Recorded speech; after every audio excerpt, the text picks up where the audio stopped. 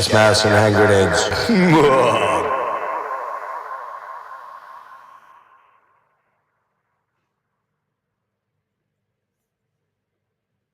Hey, what is happening?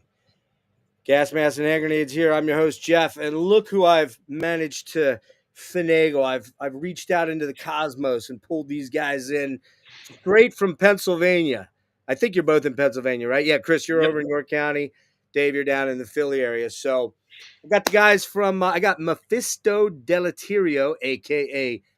Dave. Hey. And I've got Chrisom Infernium, a.k.a. Chris. I got the Veilburner guys here. Guys, welcome into Gas Masks and Hand Grenades. Great to have you here. How you doing? Great. Doing good. We'll play that game like we can just talk for 10 minutes already. We don't know. Like I'm always waiting for Chris to talk first. He's always waiting for me to talk first. We don't have it sorted out yet. Chris, you go first. You're closer to me. You go first. How you doing, man? What? Oh, me? Sorry, I couldn't hear you. Yeah, I'm doing good, man. I was watching a little bit of the football earlier and trying to come up with titles and stuff for some of the songs that I'm starting to write to, and doing just the every Saturday adulting stuff. Running around. Went into my favorite place, Walmart. That's always that's over in York. Joy. Yeah, God, it's like South Market. Yeah, East Market. I swear it's like you're jumping into Kentucky or Oklahoma. Yeah. Well, that's always Walmart anywhere. That's down here in Lancaster too, so it doesn't really matter. But I got to admit though, I do actually go over to. I'm in Columbia, but I go to that one typically because it's a superstore and the food there. I can grab if I really want to get shitty, heart clogging, disgusting, diabetic-inducing food. Man, that's where I go. So. So I'm over there pretty frequently. Dave, how you doing, man? I'm doing good. Just got over the flu, but I'm feeling a lot better now. And you were sick too, I think you said before. Yeah, I'm still battling a little bit. It's in my head, and kind of. I got a little bit of a stomach flu today. I'm not sure, just not feeling great in my stomach. But that's kind of me. I'm old and decrepit and falling apart, so I'm kind of used to it at this point. But this is the first time I was sick in 2 years. Really? I was sick in 2 years, and then me and my wife go down to see. Her family's from South Carolina. We go down there to see her extended family. There's lots of grandkids running around. I know I picked up something from them and brought it back home with me. But get it out of the way. I had COVID back in September, and I haven't really felt kind of myself since. I had it one other time back in 21. I had the bad one. I had the Delta one, and it really was pretty brutal, man. Like absolutely brutal. This one wasn't as bad. In fact, I know exactly where I got it. I went down to the Decibel 20th anniversary thing at Philly over there. Were you there, Dave? No. Okay. Went to see that because I'm good buddies with Chris Reifert and Alex from Immolation. All the Crypt Sermon dudes, they're all bros of mine. So went down to catch that. And I swear to God, man, I'm driving home and I started getting a sore throat. And I'm like, there's no way. Because I knew, I literally knew the next day when I got up, I'm like, oh man, this feels bad. Mm-hmm. And within 2 days, it was very bad. But it all you could feel a storm brewing, it's coming. I could, and it turns out, I talked to Chris, talked to Alex Books, I talked to all the Crypt Sermon dudes, the Horrendous guys are good buddies of mine, Matt, and I'm like, did you guys get sick? And they're like, oh fuck, man, we're all terribly sick right now. So it was a petri dish at the Decibel 20th. But what was cool was I just came back from San Francisco 3 weeks ago. I was out to the Decibel Denver and skated through that. I had a pretty bad hangover, but that was my doing. So the rest of it was pretty cool. So and I'm sure you guys are familiar with Decibel. Have Decibel given you guys any kind of coverage as yet? There were a couple times on previous albums. I think one of them they hosted an album, they premiered like an album stream or a track stream here and there. No interviews. I think there was maybe one review that ended up for one of our older albums that ended up in one of their issues. That ages ago. I met Al. Albert just out at a bar. one time. I had a Oh, really? brief conversation. This is before I was doing any of this and everything. I had a brief conversation with him. That was the only time I ever met him, though. He's a cool dude, man. I mean, Mhm. they're flying the metal flag. There's not a Yeah. lot of print magazines out there anymore, obviously. Mhm. More in Europe than there are here. I mean, there's only a handful here, but Maniacs is gone. I mean, some of the bigger ones here. But yeah, I'll put a word in with Al and see if maybe Well, that would be cool. get Yeah, you we coverage. because I used to live right around the corner. He was tight with all the relapse guys, and Oh their yeah, old warehouse offices were right around the corner from my house, from where I live now. So I've been over there. I used to go over there, and you can. They were primarily just mail order, but you could stop yeah. by and like give them money and buy things right out Well, of the do you guys warehouse. remember? You may not. You might be, Chris. You're probably too young for this, but Dave, you might even be at this point. But do you remember that was started by two dudes at Millersville University, which is where I went to college at? Matt Jacobson. Yeah, and their Mhm. original store, the original retail store, was in a group of shops right behind Millersville, and Yep. I was going to school over that, and this would have been 90. One or 91 or 92, maybe at Mhm. latest, 91 probably. And I remember driving back there looking for something. And I'm like, what the hell is that? And I walk in and it's just all this, I was not a death metal dude yet at that point. I was still a Rat, Motley Crue, hair metal guy, right? So I'm like, the hell is all this shit? Like there was Autopsy, Severed Survival album. And I'm just like, oh, this is a little scary for me, man. This is a little scary. But the irony is that flash forward about 10 years, and of course they had the store down there on 4th and South Yeah, on the which I corner. went to. I went to a lot. Yeah, Mhm. and I remember walking in there. I was going down to see Porcupine Tree. I don't know if you know who that is, but Oh yeah. okay. Mhm. So I was going to see them, and Steve and Chris were playing an acoustic thing. Steve Wilson. Yeah, they were playing Okay. an acoustic thing upstairs. Steve's a good buddy of mine. Like, not no lie. I'm not. I know I sound like I'm a star fucker here, but we go way back to like 1999. And I went in to see that thing there, and they were playing Mental Funeral. And I'm In like, the what? store. Yeah, and I'm like at the relapse store. I'm like, I felt like such a goober. I'm like, hey, what is this stuff, man? They're like, oh, it's Autopsy, Metal Funeral. Like, what's up with you, dude? Like, are you stupid or what? But I was a little late coming to the death metal thing, which maybe we'll get to in a little bit. But let's get to you guys here because I'm yakking. Tell me a little bit about how you guys met, and another weird tie-in. Not only that we're all three Pennsylvanians, and we were all kind of existing in the same city probably at the same time many years back, but you guys practice in a facility that I've been in many, many, many, many years ago. It's got to be, was that like the early 90s, the mid 90s when that place, or was it a little I later than I don't know when A Gene little later. started the farm rehearsal studios. I started my old band there in 01, Okay. 2001.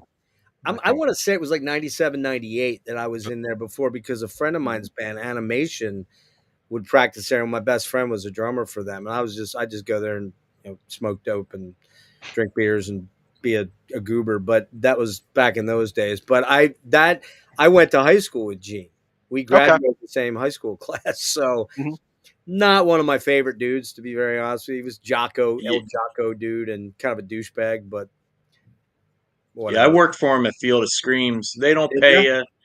It's yeah, I mean, when we he actually, his brother was doing a chicken coop too right over in East Pete where he's at, and we literally had like not even 3 feet to go to the main wall of the chicken coop to like, because we were the first band up there. He's going to try out, and he literally got out his ruler and he's like, "Yeah, that's going to be an extra $1.75 a month." I'm like, Yeah. you know what? Sounds like We'll the keep it at Stokes.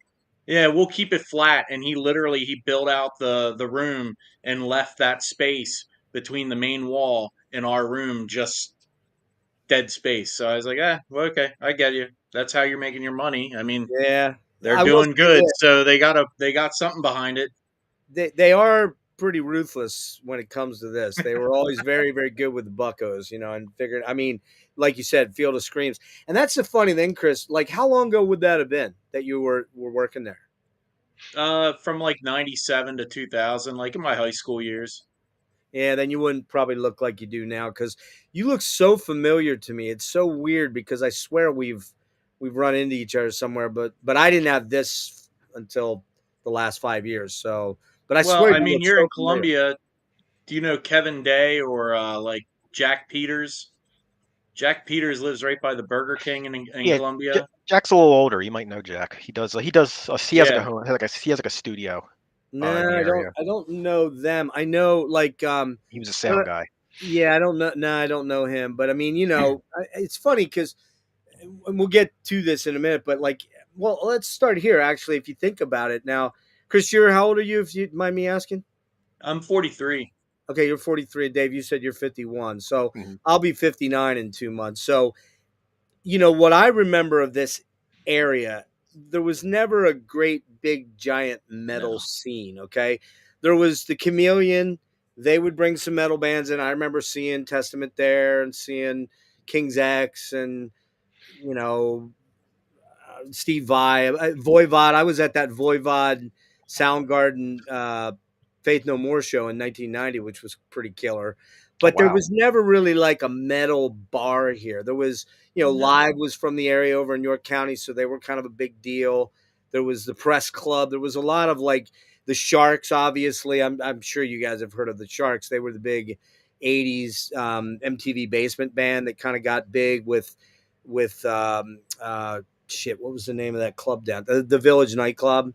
So I mean, there was that, but there was never really like a super metal scene here. You almost had to go to Philly or Yeah. Baltimore or New York to catch good metal bands. And then you guys know back in the day, man, you didn't have the internet, so it was like you had to catch it on the radio, you had to catch news about it in a magazine or something like that. So, Word but of mouth. that being said, how did you guys hook up then? So get back to that story then. You want to go ahead, Chris, with it, or Yeah, I mean, sure. Basically, that chicken coop, Gene's chicken coop. My one project I joined up with, we were known as like Nemesis at one point, and it became Carnage. We were practicing in the same spot as Dave was with Cirrhosis at the time.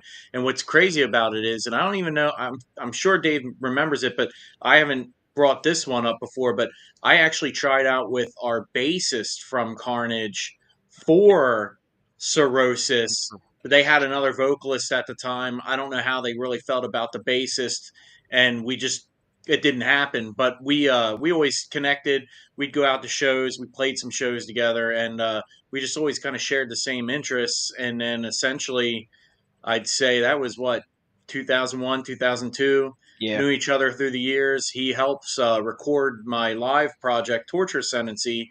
And just one of the days he was recording, he let me hear one or two of the songs that he was working on. And I was kind of wondering what he was doing with it. And he was like, I don't have a vocalist. So I was like, well, if it sounds like that, I'll gladly throw my name in that, I'll do it.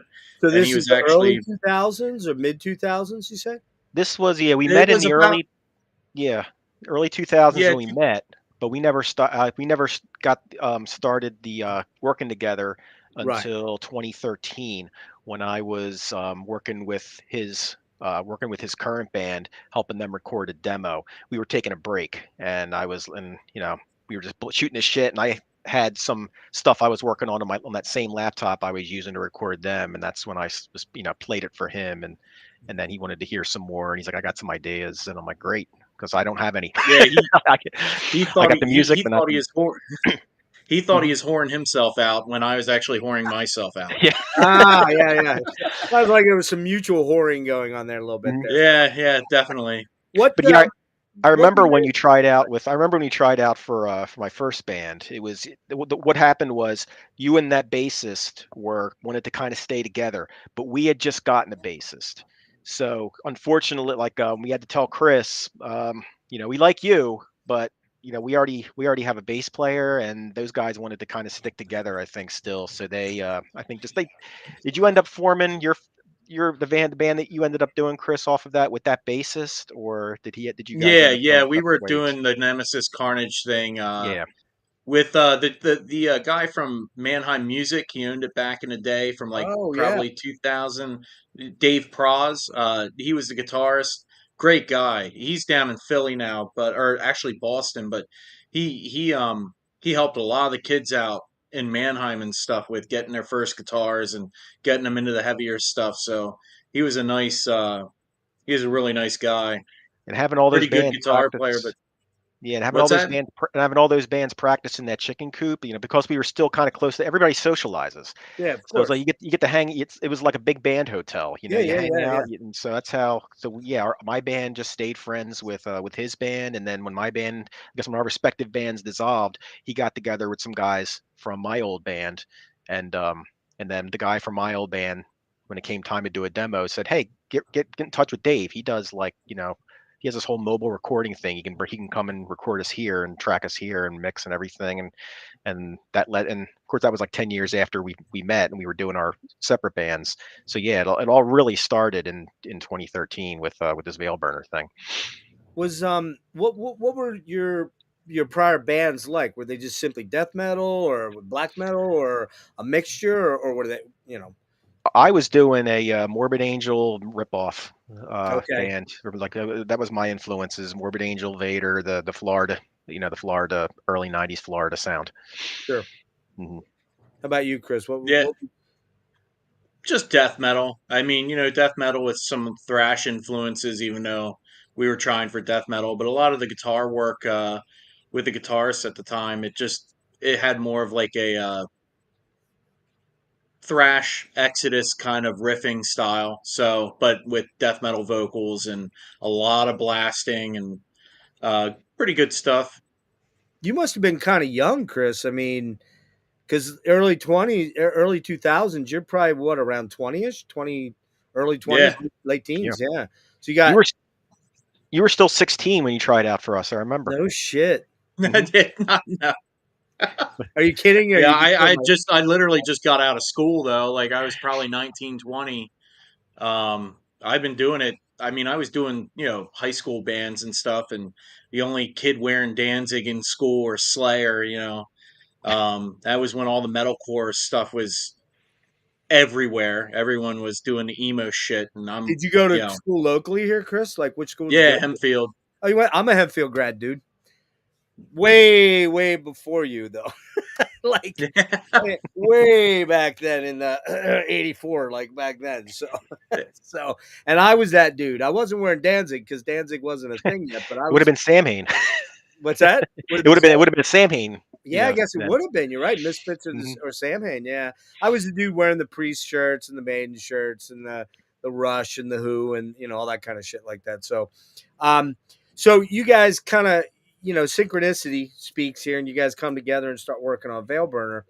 Um, this band does not perform live. Was that a conscious choice right from the very beginning? Then can you Yep. explain kind of the logic and thought process there? Yeah, I knew I the last time I ever performed live was like 2007. Okay, Um, and then after that was when my old band it just kind of dissolved and I've been doing that band from 2002, or 2001, 2002 up to 2007, and playing live, it was, I mean, my passion was, I just loved writing. I was always in the writing headspace. We had a couple guys who were really pushing, you know, um, they wanted to play everywhere and everywhere. Like right. any show opportunity, they would take it, even without checking with us. They would Yeah, book us for it. I'd find out later I have to go drive and do a show and everything. Now, a lot of guys in music, they live for the live experience. They love, feeding off the crowd. It's all about that. And for me, my happy place was in the writing headspace. So, for me, constantly practicing, band member turnover, paying band room rent, yeah, politics, all those things that come along with being a band. yep, Because I don't have the passion for playing live, at a certain point, they just became more trouble. It became more trouble than it was worth to keep doing the live thing. So, and then, every time a band member leaves or you have a falling out with somebody, you got to yeah, like you're down. You can't play any shows. You got to teach the new guy all the new stuff, before you can start playing shows again. So we were always getting ready for something. We were always like preparing for something, either a show or we were like training and a new person on the songs. I could never stay in the writing headspace, and I hated that. So it's like yeah. I wrote an album's worth of songs. Well, it took us like 3 years even to get a proper recording of them, but we were playing them out a lot. So we finally got the album recorded. I wanted to start writing, new stuff, but we were always booking shows, playing shows, not like touring across the country, but just like regional stuff. And you get to a point of doing that, when you first start playing, it's a novelty. It feels Sure. cool. It feels good. Hey, I'm on a stage. I'm in a band. Great. Yeah. And then that wears off. And if you don't still love it, and you're not getting paid for it, it's going to become, well, why am I doing this? So after around 2007, when we lost another band member, it just became like more trouble than it was worth. That band dissolved. And then I just kind of just sat in my house for a number of years writing different stuff. I wrote, the songs that would become the first Veilburner album. I was also doing classical composing too, using software, and I was also writing some other like more melodic stuff that I was keeping as instrumentals, and then I would like upload those to a site that would like find people who were looking to license music for background music Oh, for their right, right. projects. So I was Ambient doing, shit and yeah. yeah. So I was doing that and making, a little bit of money on the side doing that for a while. But I was really happy because I was constantly writing and not having to like, okay, it's Sunday night and I have to like go to the band room, load up gear. Yeah. Um, then we have to trek across to wherever, play for 3 people, wait around, do the politics, glad Yeah. hand, talk to stay for the other bands, do all that, then trek everything back to the band room space, unload. By the time you get home, you realize from door to door, I just did like a full day's manual labor For nothing or for for pretty much nothing. $40 or $50. Yeah. And it'd be one thing if I really, really love doing that, but it's just Yeah. like after a certain point, if you don't love doing that, well, now you have to start getting paid, or you're not going to keep doing it. You have to Yeah. be getting Good point. something out Yep. of it. Especially the So older you get, it's kind of a young man's game it to a is a large young man's extent game. when you're doing it as a teen or a 20 or even a 30 something. It's just that, hey man, we're on the road, we're partying, we're in New York City, Yeah. chicks, booze, drugs, maybe drugs not, but whatever. But you know Now what I it's like mean. Those now are it's like the backaches, no sleep. decades, yeah, no sleep at all, colds, Yeah, horrible colds, yeah. my wife's. When am I coming home? Yeah, you oh know, yeah, then the significant other is always a huge factor in a lot of bands splitting which up. was another thing. At that Yeah. point, by that point, in 2007, I was like, how old now? In my 30s. I'm married, and it's just like I got to be home more. This is causing some tension. So if I'm not getting paid for this, and I'm really like, it's You can't you just justify the factors against it start it. outweighing the factors for it, and it's just like I thought I was done, but I was like, I'll keep writing and doing different things with it. But yeah, if I ever was going to do a band again, I would just try to keep it completely streamlined to do everything that I love and none of what I don't. And so, Okay, so I'll let me interrupt there for a second because go ahead. now I want to turn it over to Chris for a minute because when he Gotcha. approaches you about this, says, "Hey man, I got these tunes. What do you think? Don't have a singer. Hey man, it might be right up my alley." Did he say right up front to you, "I'm not going to ever tour this and I'm not going to pull a whole band together"? And what were your thoughts if he did? I'm assuming he did. Yeah, I thought it was great because I was looking to do something different, and because I mean, really, black metal, any kind of influence of that, you have your stereotypes of what people want to do with it, especially in this area. I think there's stigmas and everything that go along with it, and some of the music I had heard, I could hear the influence, which I was surprised by because I always knew him as just a strict death metal head, and I wanted to do something more black metal, but. Um, it had to be a certain way. So knowing that it would just be the two of us, that was great. And knowing that it would be studio, that means we'd just be able to focus on creating an image, creating a world, and just trying to have fun with it, not worry about having to drive out to Philly on a Tuesday night or for him, drive out to Harrisburg on a Wednesday night. You're playing dead last possibly. Doesn't really matter about how many people are there. It's trying to get a whole group together. You got to get those other people on board. Me and him, we jive perfect, have very little issues. Art's about it. So it's like I wouldn't trade that for anything. I don't think people understand really how much is involved with. Okay, you have 3 people in a band. You got a drummer, you got a guitarist, you got a bassist vocalist. That's great. That I think that's like your magic spot when you're dealing with more than 2 people, because it's just very hard, even in a perfect marriage of a band, to get everyone's Sure. schedules paired up. get everyone on the same page, allow everyone's influences to kind of go in there. With me and him, I trust him with all the music. He trusts me with the lyrics and the vocals. We like what each other do. When you start adding another person into that, it really just starts throwing a wrench into everything. Yeah. Now, So, the thing I'm thinking about here, you guys, I'm sure, are familiar with the band Worm. Do you know mm, Worm? No. Are you Kind familiar of with the band? Worm? Worm, WORM. Not Wormed. 20 WORM, Worm. Okay. No. Out of Florida. It was a one-man project. His name is Phantom Slaughter. His actual real name I'm not allowed to say. I do know it because I'm good buddies with Phil Tugas, who is the guitar player for him. Phil plays in Cathealist and about 18 other bands. And what happened there was he got signed by 20 Bucks Spin after kind of self-producing some demos and putting them out. Very skepticism meets super doomy and kind of haunting and ethereal and but black screaming vocals with that kind of real imagery of just horror, but more psychological horror, that kind of stuff like that. But like I said, skepticism, Stormcrow Fleet, that kind of stuff like that. So long and short of it is, 20 Bucks spin pops in, grabs them, and I'm sure you guys are very aware of 20 Bucks Spin. Yeah. And they somehow pair him up with Phil, and Phil starts to co-write, and the next thing you know, the label and I gather everybody is like, hey, we got to tour this. We got to tour this. So I gather that's never really going to be a situation that you'd ever entertain, because it's just not what you want to do with this music, even though the touring might actually expose you to more. It would. It definitely would. But yeah. we're at I mean, I can't speak for Chris. I'm at a point in my life where it's like I'm not, chasing any fame or Rock stardom. Yeah.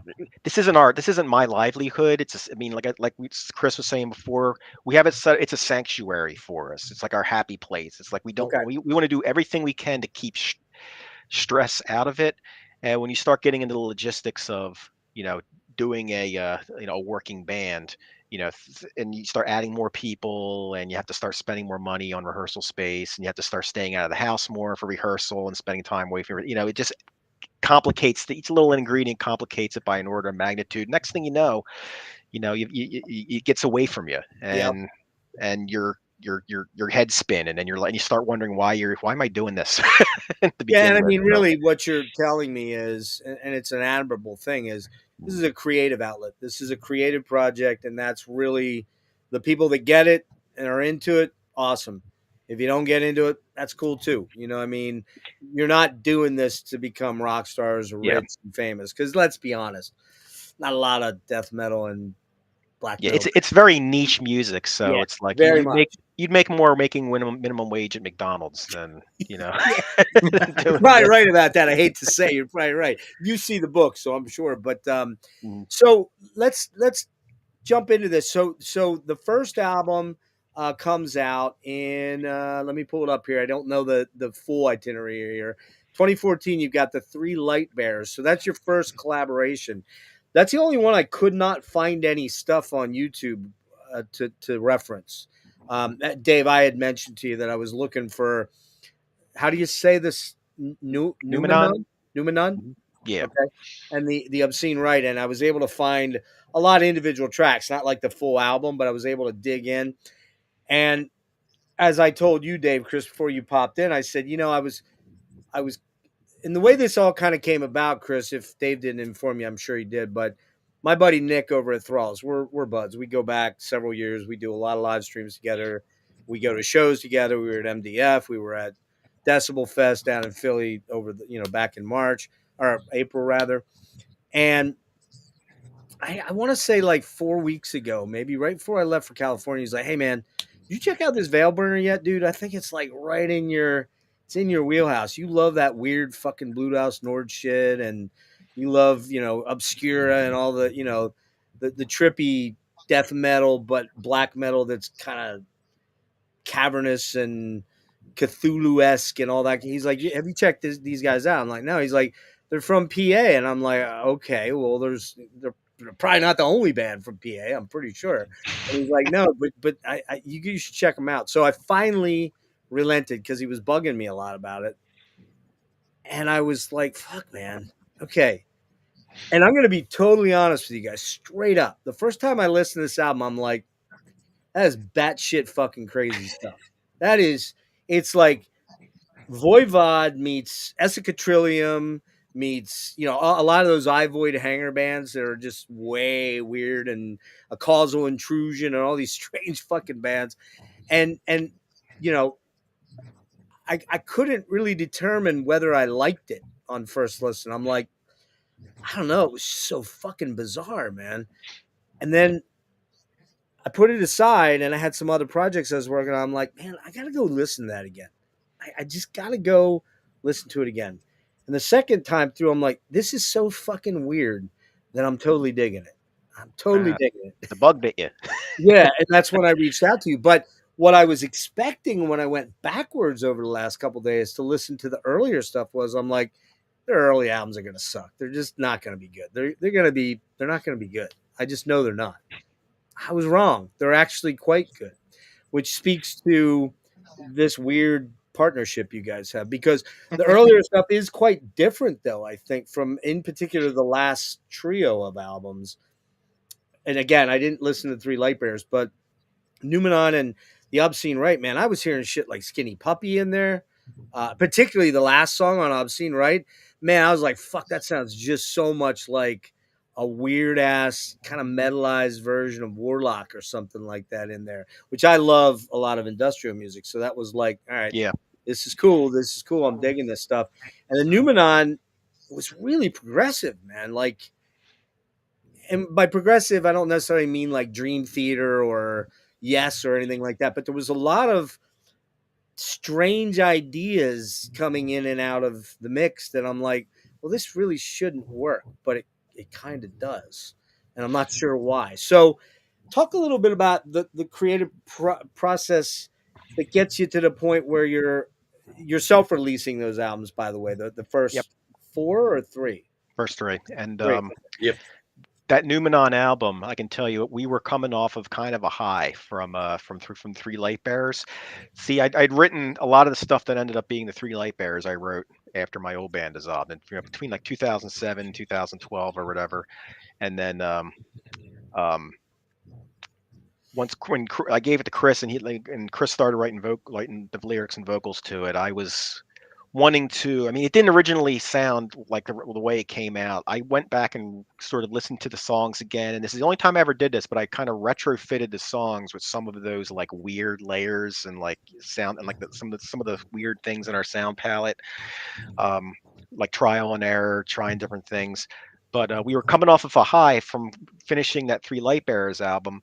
I immediately went into, well, where else can we go with this? Numenon was sort of like that. All right, I'm going to throw everything but the kitchen sink and see what sticks.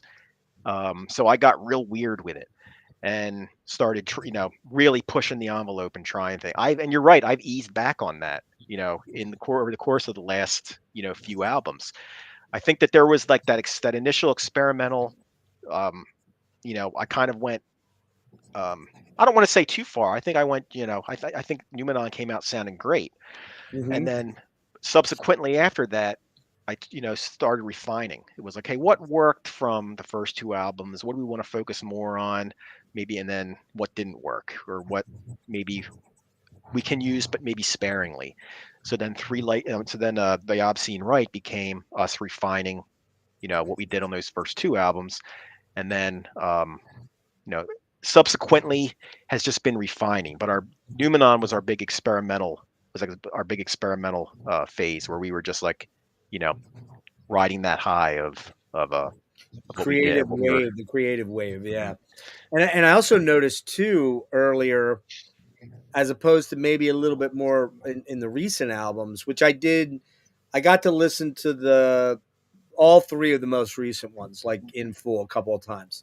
I found bits and pieces of all the other albums. If I'd hunted and had the time to piece every single album together. I think most of the tracks are there, but they're not, other than the first album. I couldn't really find any of those. But just, you know, what I also noted too, Chris, is directed at you, is you're actually singing on some of those tracks. You actually have a melodic vocal on a couple of these songs.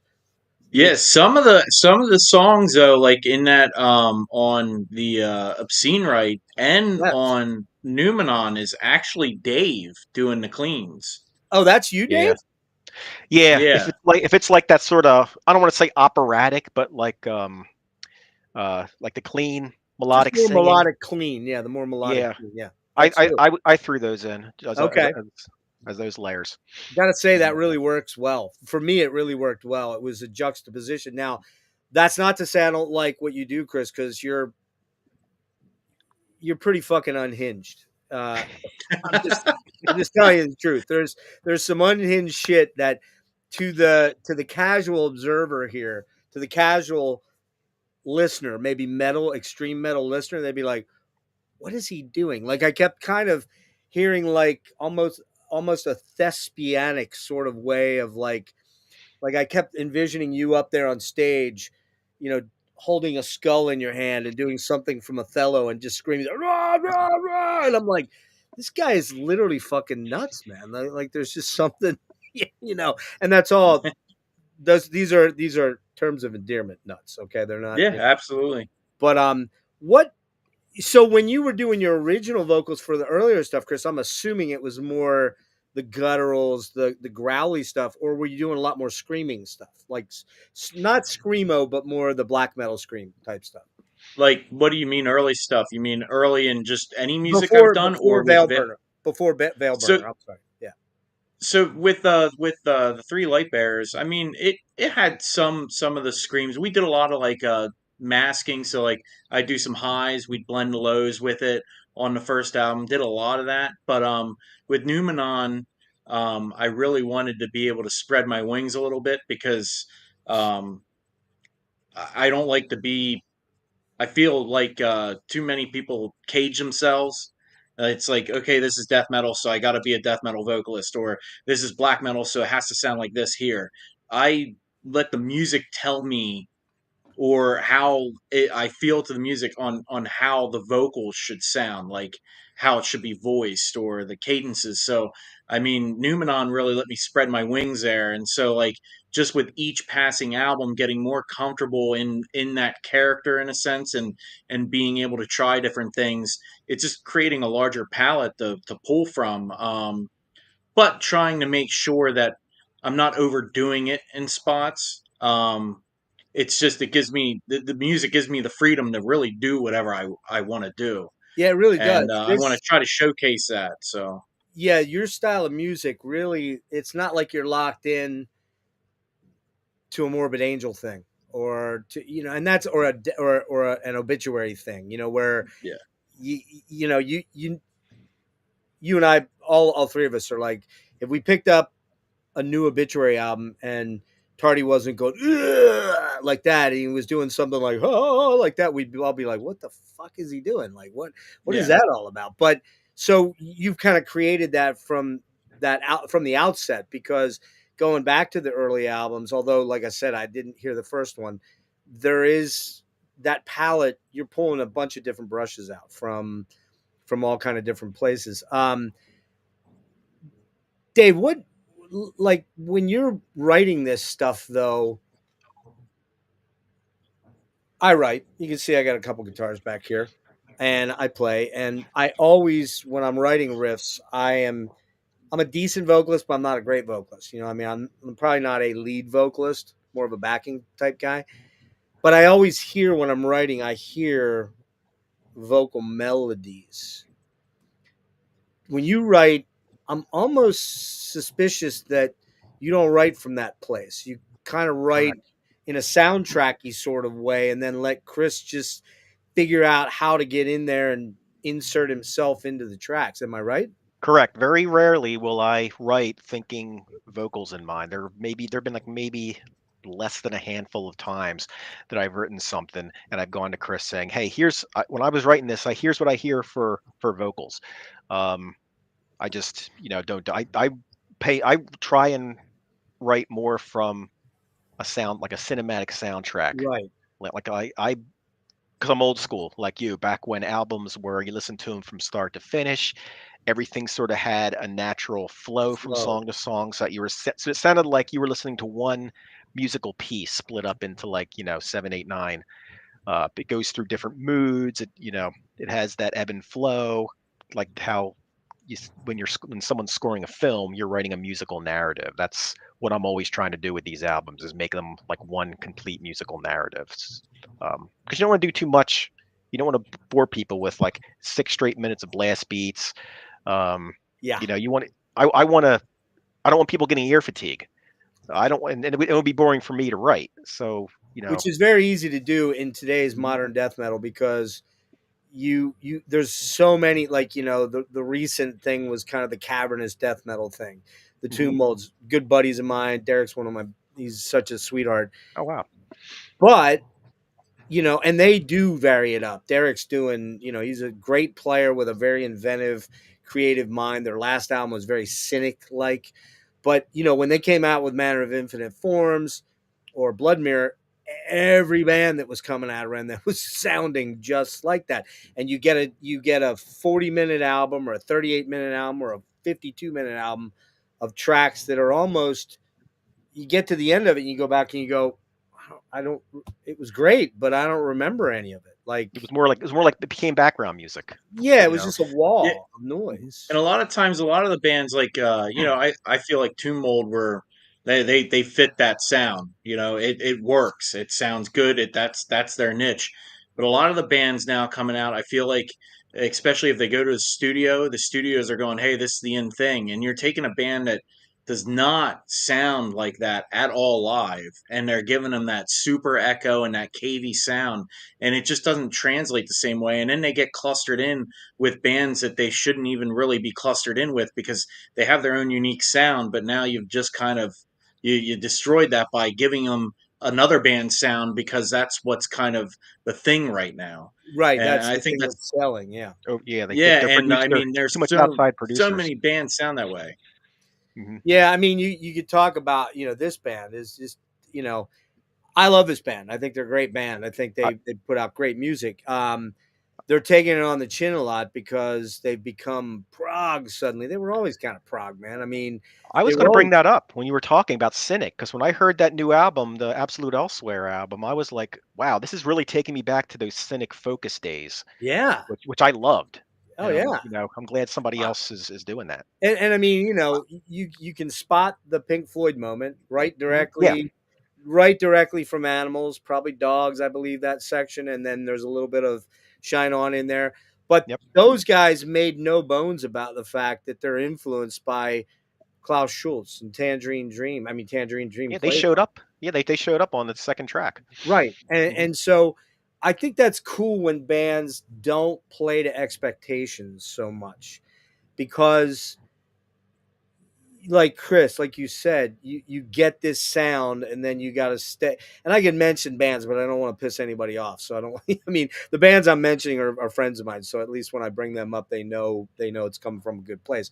But, and generally, I'm always going to speak highly of them. But I mean, you know, talking about BI, they're winning all these accolades. I think they were like the Yes. ninth or third best Time Rolling Stone Magazine. album. Like, it's like Time Hey, Magazine. I They're got like, Time Magazine. They showed up on like kudos, number 7, which is like, wow, that's yeah, kudos. incredible. which is awesome, man. But you got all these, these people go, oh, they're a bunch of fucking gatekeepers now, and they're a bunch of hipster metal guys. They're just ripping off Morbid Angel. It's like, I don't know. I don't remember Morbid Angel coming out with a Tangerine Dream album that I recall. No. So, And, you and, know what I and mean? secondly, it's like, if people are going to say that at the end of the day, then you go do it. Because Yeah, what they're doing right now, you don't see that. And I wanted to hate this new album, because I love their first one. And I got away from them because of the more progressive and just kind of ambient stuff. Maybe I need to revisit those other albums. So I was just like, oh yeah, it's Blood Incantation. I don't know what they're doing now, but this album's it's a generational album. it's I Yeah. mean, killer. to me, it's like Vital Remains Dechristianized. It's like Slayer's Reign in Blood. Like, Yeah, this thing's gonna hang around for a very long time. it's killer. It's phenomenal. It's like, I don't know how you knock it.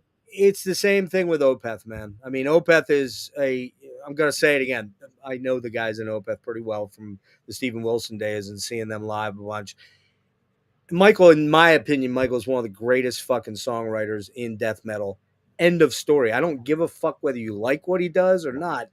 You cannot take away how incredible the compositional skill that guy comes up with. This new album, man, I was like, whoa, it's like death metal circus music kind of sort of, it's like, what is going on here? But the more I listen to it, the more I'm like, this is a fucking genius album, man. I mean, he brought back the growls, not because for 4 years or 4 albums worth, people were just bitching and complaining. They're a bunch of 70s stoner rock dudes now, they're a bunch of prog rockers, Uriah Heep. And it's like, yeah, well, Mike is into that, just like he's into Morbid Angel, just like, and the new album is fantastic, but it's really, and I'm getting away from you guys, so let's get back to you guys. But I guess what I was trying to get at was,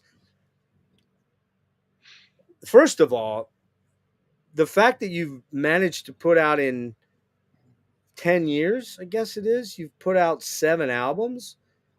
That's kind of insane. We've written 9. The other 2 are in the other 2 are already in the can. That's right. Yeah. You're like Stephen Wilson. Like I said, it's like I'm in my happy place just writing. I wish I could have done this much writing back when I was doing my live band, but it's like it's one of those things, you lose you take away the live element and the politics element and the keeping up with all the shows and all the other responsibilities that could come along with the working band. You have all that extra time. You finish one album, wait a couple, give myself like a 3-month break. Get ready, let the ideas start building up again, and then get into the next one. Keep it going. But I try not to. Again, I'm walking a fine tightrope here. It's like I don't want to just stay. I don't want this to be an assembly line thing where it's like, okay, it's time to write another album, and I don't want to write so much that you don't hear much progression from one album to the next. But I don't want to wait 5 years and that's so it's like I'm trying to find that happy place, because there is going to be diminishing returns. You put out so many albums and people, tension spans. You're never going to duplicate whoever your favorite band is. They're never going to replicate that feeling you got when you first heard them. Absolutely. Yep. There's always going to be that law of diminishing returns kicking in. So I don't want to be the guy who's trying to put out 25 albums and then end up everything is watered down because we put out too much, and then it's not really different enough from each other. But I don't want to make a weird left turn and do something that's so different that it's not us anymore. So again, I'm walking a tightrope from album to album. Where does this one need to go? How much? Where do I want to kind of take this that's still us, that maybe we haven't touched on before, but not have it be so different that we're like abandoning, a core sound. And as each album you do, that starts getting harder and harder. So I'm a little bit more choosy now about what goes into a song. Like I started working on album 10 about 3 months ago. By this point, I might be about, no, it's January. So I want to say I started working on it like back in maybe 6 months ago. But by this point, I'd be like maybe 6 songs into it. But I'm really only in the middle of the 3rd song, because it's harder to come up with. I get ideas, and then I go back in my little mental Rolodex. Well, this kind of sounds like something we did on this album or that album. So I don't want to retread old ground, but having an original idea just takes a little more time now than it did before. So that's a tough thing as a guitar player. This better than anybody. I mean, I always want to learn new things, but I always find myself falling into the trap of playing. That's a riff. I know I played that riff a million times before. Like I'm just trying to rearrange how I work it, And I don't want to ape anything that I've heard other bands do. I don't want to be accused of like, oh, he's heard that riff on pick any of the bands that people say or people can spot our influences. Like pick any of those out. I consciously don't want to do something that I feel like I'm kind of treading too much on their ground, or trying to like ape their gig, or do something that sounds like something on one of their albums, because Well, okay, so in keeping with that, Dave, I'm going to ask you this too, Chris. So just prepare for a sec here.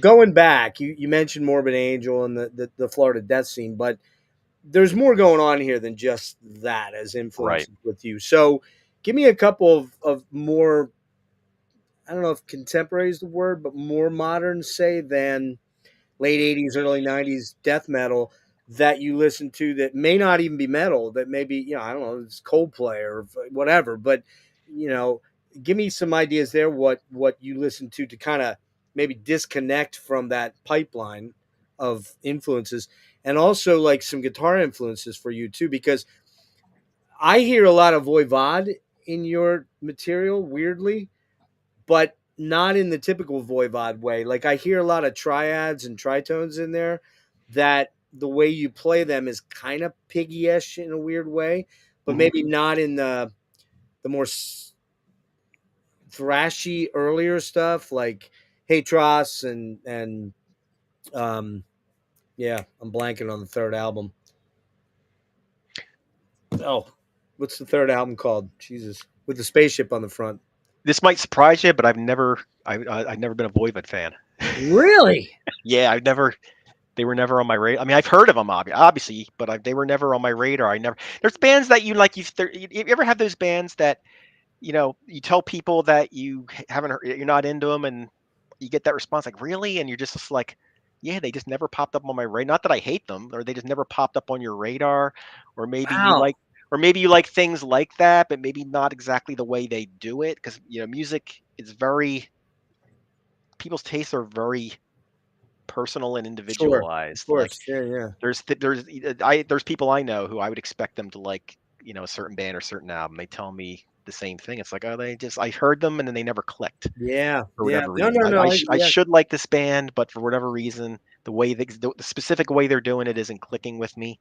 That's Ministry for me. I've never gotten into Ministry, man. Just I love Ministry. I love Well, Frontline Assembly. the old Ministry and Yeah, I Frontline love Assembly. Frontline Assembly, and I love fucking Skinny Puppy, but Ministry just never, like exactly what you just said. They just never really The clicked. way the same group of bands are coming out of the same scene, but The it's just like opposite. the way they did it just never clicked with you. Yeah. And I'll say Skinny Puppy, there's albums that clicked with me, and then albums that didn't. Too Dark Park, I'll play all day long. Yeah. Yep, but like Rabies, I can take or leave. Rabies, I'm not. That's my least favorite of theirs. Yeah, yeah, yeah. Same thing with So what same other kind of influences though do you feel, without giving away the secret sauce? But I mean, like, what are the things you feel kind of sometimes shape your creative muse in terms of riffing and in terms of the background sort of palette of sounds, the synth things that you're doing, the ambient sort of stuff. And your drumming, I obviously it's not a real drummer. You're right. using, what are you using? I'm using for drums. It's Superior Drummer 3. Superior. Okay. Yeah, but guitar wise, I can say like a lot of like the melodic guitar, because I mean I try to do different kinds of guitar leads. Some of them are wacky and just kind of out there. Some of them are very melodic, and those melodic guitar leads, I can tell you right now, Alex freaking Skolnick. Oh Um, yeah, uh, killer.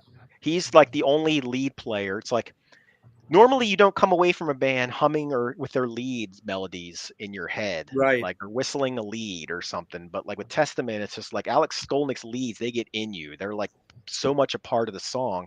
And I'll catch myself like, going around just like, whistling or humming his, not the riff or the main, but his And guitar lead, solos. Yeah. his like, yeah, his solos and everything. And it's just so when I want to do a lead that has sort of like that I want it to be part of the song, the way he makes it part of the song. Um, but I'd say like riff wise, Trey has always been to me like, the mad genius as far as coming up with just like unconventional ways of playing riffs. Trey from Morbid Angel. So are you playing drop tuning or no? I use a 7-string Okay. for the most recent album. Well, I got it right here. It's tuned to it's a standard tuning tuned to A. With that Oh, it's 7 A, string so it's tuned okay. down to A. I have another guitar. They're both like Floyd Rhodes tremolo systems, because I Right. everything gets real bendy. I love like hitting a note and then like Yeah. vibrating the hell out of it Yeah. and stuff like that. But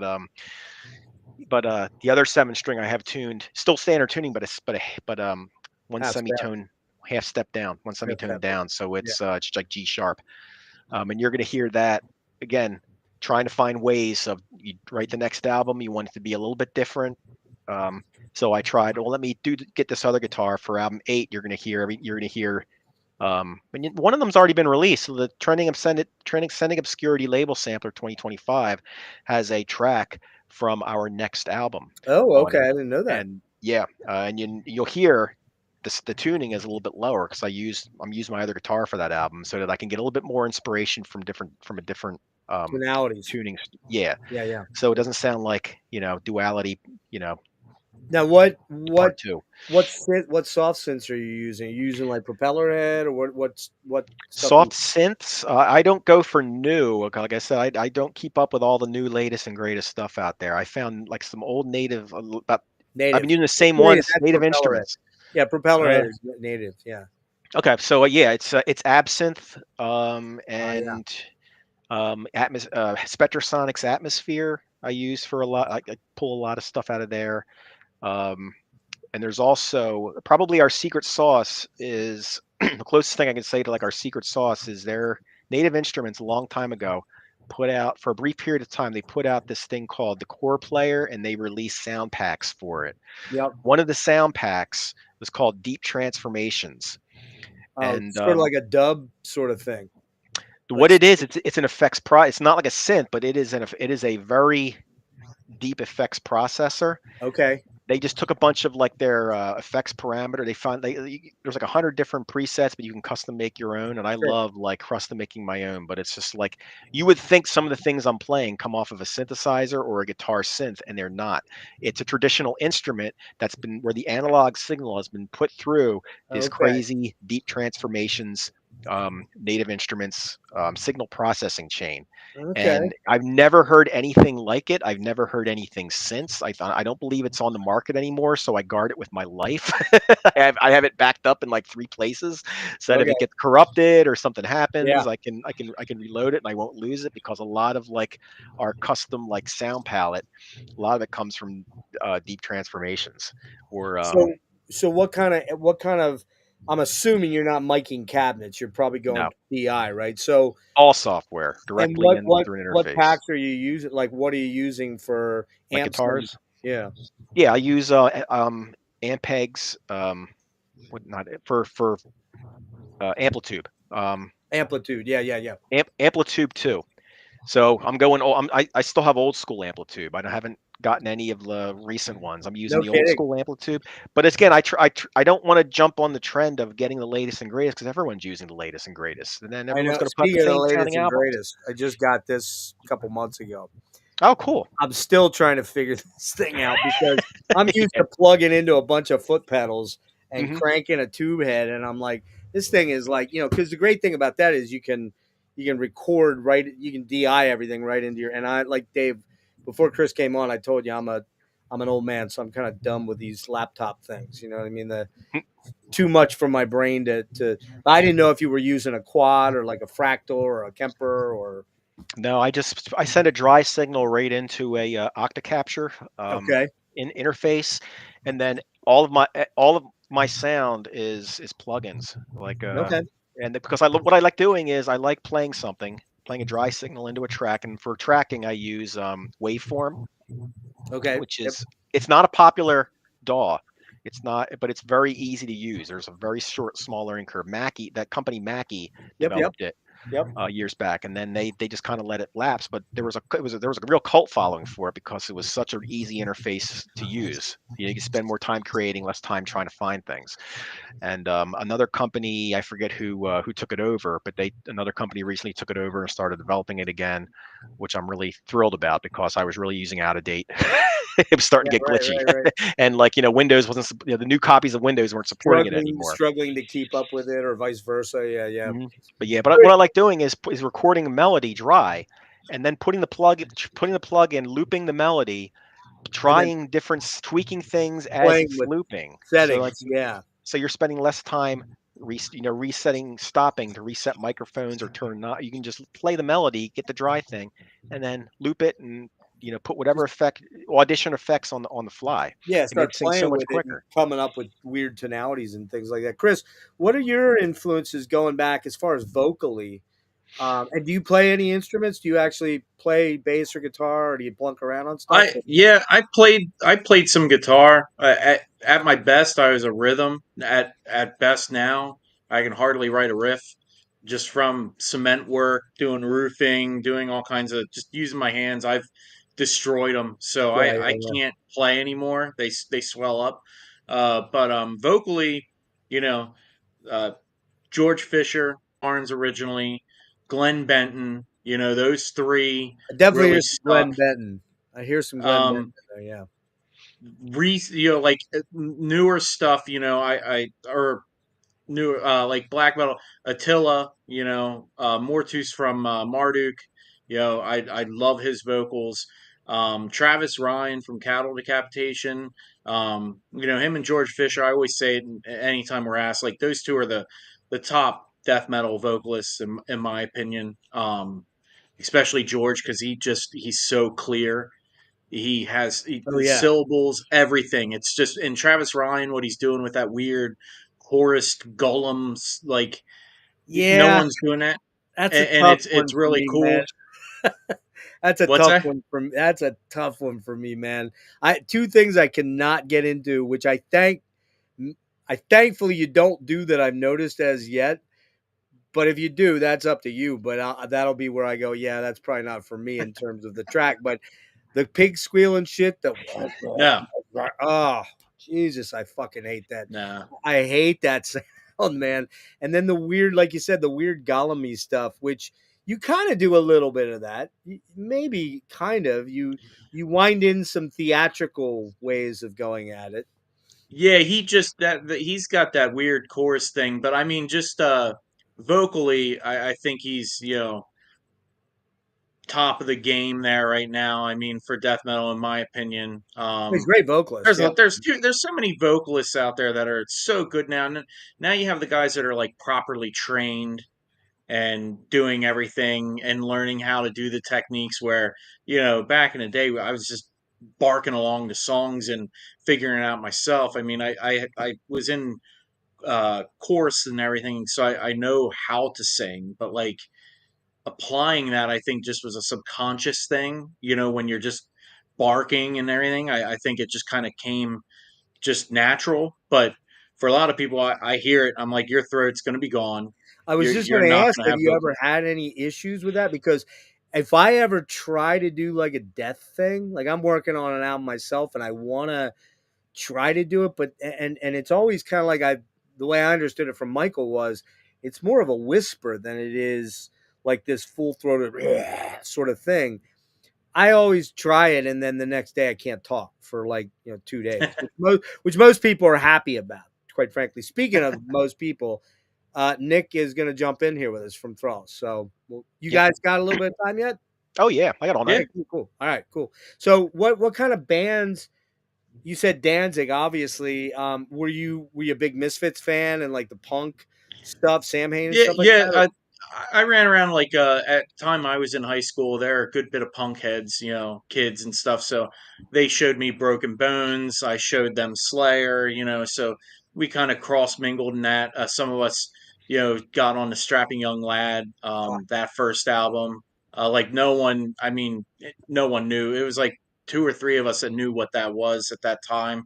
Um, but yeah, I mean my sweet spot for death metal was probably 2000, 2004, like the Norwegian Merckskog, Zyklon. Like I Oh, couldn't okay. get enough of that style, like the really dissonant, just oddball, groovy stuff. And then Behemoth came along with what Demigod, and that was like huge. I think Vital Remains. I always say it to de-Christianize that. Like really, I think push death metal where it was for the next decade or so with playing. But the newer stuff, there's too much stuff out there for me to try to digest. So It really is. certain things I'll latch onto, other things I mean I'm just ignorant to it because I just don't have the time to listen to it. So I might push it aside, but it's not because um I don't like it or anything. I don't have a chance to listen to it. So Yeah, it's kind of funny. I, I'm more of an old school death metal guy, mostly a death metal dude. I do like a good bit of black metal, but I'm very picky and choosy about it. And it's typically like the more progressive ones. Like Enslaved's one of my favorite bands because just Ivar is a fucking genius. He's another genius songwriter. Dissection, that Dawn, those bands, the mellow black metal sort of thing. Sacramentum, and of course, but see, like this is gonna sound like sacrilege, man, but I'm not much of a Cannibal guy, and I saw Mayhem for the first time back in May. They were fucking awesome live, but I don't get into them on record hardly at all. I just don't get them. And I've seen Attila with Sun way back, man, when he did that when they were doing Monumentions album, down in Baltimore. It was just insane. So like it's kind of weird, but what I was getting at is that a friend of mine who's a big black metal head is like, dude, you got to check this. He does a hiking channel, and then he puts black metal to the hiking. So he kind of does like a Les Stroud, Survivor Man type thing where he shoots and and he was playing this album on there, and I'm like, dude, what the hell is that album? I don't know if you guys have ever heard of this. It was a one-man project like most black metal is, but it's now a two-man project called Natrunar. Haven't heard of Natrunar from Austria? Mm-mm. Mm-mm. Guys, you got to go check out the album. I don't know how you pronounce it. It's Hrima, Hrima, Natrunar, Nahtrunar. I'm telling you, man, I'd be mind blown if you guys weren't. It's just epic, atmospheric, world building. How do you spell that again? I'm gonna look Nahtrunar, Natrunar. And the album that is the latest one is Hrima, which I think they've got 5 albums out. And the one before it was Wolfstuda. That is a really good one too. But this new one, mind fucking blowing. It was number 5 on my top albums of the year, and frankly, I was kind of like, man, I really should have made it one. I got into like analysis by paralysis or paralysis by analysis, sort of putting my year-end list together. I was like, I should make it number 1, but then there's Opeth and there's Tribulation, and so. But check that out because that is a stunning, and he does a lot of vocal. I don't want to say histrionics, but he has a very dynamic vocal palette that he works with on there, and it's. Dave, I'd be shocked if you didn't love it. Like I probably will. I guess I plugged them into my phone, the name, so I can have it for later. So check it out, man. Check it out. Look it up. So the reason Nick's going to pop in here shortly, and I don't want to keep you like all night, but I know we could talk for hours, but you guys have better shit to do. But the reason we're here, old. We're old. We're old. We have nothing better to do on Saturday night. I wasn't going to say it. I'm glad you did. Yeah. So this came in just a couple days ago, and cool. from I'm guessing it was from India. Yeah, I get it had to have been. They have U.S. distributors and Europe distributors. Yeah, but I bought this with the T-shirt, and which is here. And by the way, I do want to warn people: this thing looks fucking incredible. Really great quality T-shirt. But if you're a large, you might want to Asian sizes. Yeah, you might want to go with an XL, or either that, or else I got mega fat in the last week and a half, which could be possible. It was the holidays. It was. Did a lot of drinking when I was out in San Francisco. So, but really killer print. I believe it's screen. It's definitely not a heat transfer. It could be DTG. I'm not sure because DTG is getting as good as screen anymore. But fantastic looking print. They were running a deal where you could get the CD, and I'm going to pick this up on album too, which I think I can get through the U.S. store. My only know if what's his name? Kunal? Yep. It's expensive to get stuff in from there. And, I was kind of shocked. I went to buy the last 2 CDs and that 25 sampler shirt that they did, which has some killer artwork on it. And the shipping was like almost $30. I was like, ooh, wow. I don't know if I can do that right now. So, man, I didn't know they were doing that. That hurts. That hurts a little bit. But anyway, this is the latest album. Just came out, I believe, on November 15th, 24, right? Yep. On Transcending Obscurity. And this guy really does do fantastic packaging, man.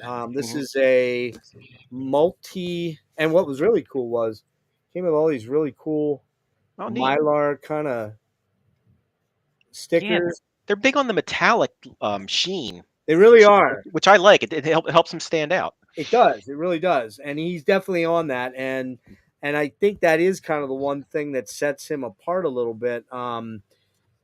When you think of it like in comparison to say I Void Hanger, which is the Italian label that's really does a lot of trippy death metal and weird stuff. They kind of go for a more subdued look as opposed to the metallic thing. But this is a fantastic looking art piece, which I'd like you to speak to in a minute here. But I'm going to let you guys. And by the way, I'm way too old to read that stuff that small. I'm gonna, time to buy a magnifying glass soon, right? Say the name of the album for me, guys. The Duality of Decapitation and Wisdom. Okay. Chris, you come up with all these song titles, I'm assuming, or most of them anyways, and the lyrics and the album titles? Yep. Or do you guys work together? I mean, yeah, I run them by him, but usually, it's either we always kind of brainstorm, or I'll tell him, hey, I'm starting to come up with stuff, because he'll send me the album. So I'll say, hey, this is where I think I'm going. Sometimes it's before he starts writing, I'll say, hey, I have this idea maybe. And then he'll go, all right, that kind of works. And he runs with that. So typically I'll say, hey, this is what I'm thinking of album title. Oh, yeah, that sounds good. Or actually, I think all of them have usually just been, yeah, that's good. So yeah, pretty easy. Chris does a good job of like the only time I would have a problem is if like they were unnecessary, if they're unnecessarily long. Like I love Nile, but come on, man, with them freaking song titles. Yeah, they do. They do some overly long song titles. Yeah. And Chris really does a good job of making sure he mixes up, like it doesn't all have the same titling scheme. Like and that's another thing that bugs me is bands that every song begins with the word "the," or every song is 3 words, or like Morbid Angel with the the ABCD sort of thing. Well, that's actually kind of cool with the way they're releasing those albums and I guess. that they started doing that. Some thought into it. Well, it was unintentional. They didn't realize they were doing it until Covenant. Somebody brought it to their attention, and they were like, "Oh, we didn't know that." That's right. So, hey, we got this thing. Why not? Let's just keep like going with it. I mean, they didn't intentionally start off to do it, but it was a happy accident that they just decided to continue. So more power to them for that. So, well, okay. So I want to dig into this a little bit. And again, I've been trying hard to steer clear too much. You guys haven't done a ton of interviews that are out there, but there's a couple, and I of course watched them because I wanted to get an idea of what not to overly dwell on. But I do kind of want to tie in the lyrical narrative thing here, Chris. So why don't we dig back a little bit and maybe start at the beginning a little bit to kind of explain.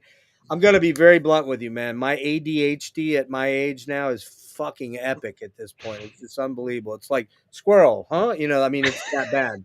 And I wasn't this bad as a younger man. I don't know what, I guess my brain's deteriorating probably, but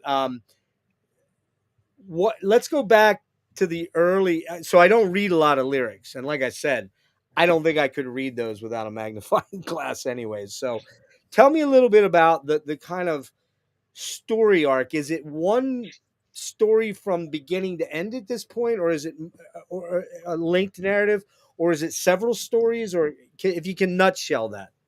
And while you guys are doing that, I'm going to take a bio break. Sorry. Yeah. So it works on all those levels. Okay. Think of it as it is running in an order, but it is not technically linear completely. Okay. So the story, the concept is one continuous concept. Okay. So the first 3 albums are basically about, 2 individuals trying to find their way to immortality through transhumanism, trying to find, it through Satanism, any sort of way to be able to become immortal, transcend. And where do they go after those 3 albums? And basically the next 2 albums, The Sire to the Ghouls and Lunacy and Lurkers in the Capsule Skull, that's a duology that basically follows this character that has porphyria, which is they call it the vampire disease. Basically, it's a liver disease, and you can rash in the sun and stuff. So he's basically an isolationist, has mental health issues, starts hearing these voices. So basically, the first album, Messiah, follows everything through his perception, like through Okay. his eyes, through his His narrative, experience, right? and so basically he starts hearing voices and he starts doing their bidding. So it's like, what are these voices? So where his story ends, album 5, Lurkers in the Capsule Skull, picks up, but it plays the story backwards. Okay. So song 8, Where Torment Has Danced Before, follows into song 1 on on album 5, Lurkers, which is in the tomb of Dreaming Limbo. So if you take those two, it's Where Torment Has Danced Before, in the tomb of Dreaming Limbo. So it's literally one title, and they're the same song in a Interlinked. sense, because now song 1 is playing backwards through the voices perspective. So it's kind of a loop. Yeah, so you Okay. could play either one forward or backwards. So like basically then you get to see from these voices or these entities, like ultimately did these guys transcend into this person's mind? Like, are they trapped in this person? So album 6 follows that path into the abyss, you know, your typical thelemic kind of setting with the Crowley confronting the abyss, different Hindu ideologies in there and theories, pull from all sorts of occultism and spirituality and kind of Let wrap it me all interject together. one moment here. So I take it because you're mentioning thelema, you know, you're mentioning transhumanism, terms that I'm loosely understanding of what they mean.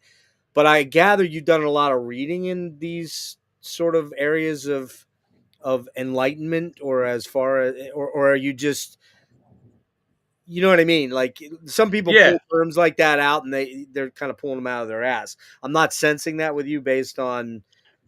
No, yeah, I do a lot of reading and like uh whatever you want to call it, path work, or I just kind of I read and try to set upon a path and stuff, and with that I integrate it into this. And even mental health, I think at first we were really, I had it stemmed on like Gnosticism and just like your general concepts of theology and everything, but as the story was unfolding, it started to realize, this is a really, this is mental health. This is very psychological, and spirituality is very psychological. At Sure. the end of the day, they're usually one and the same. A lot of times, they're integrated.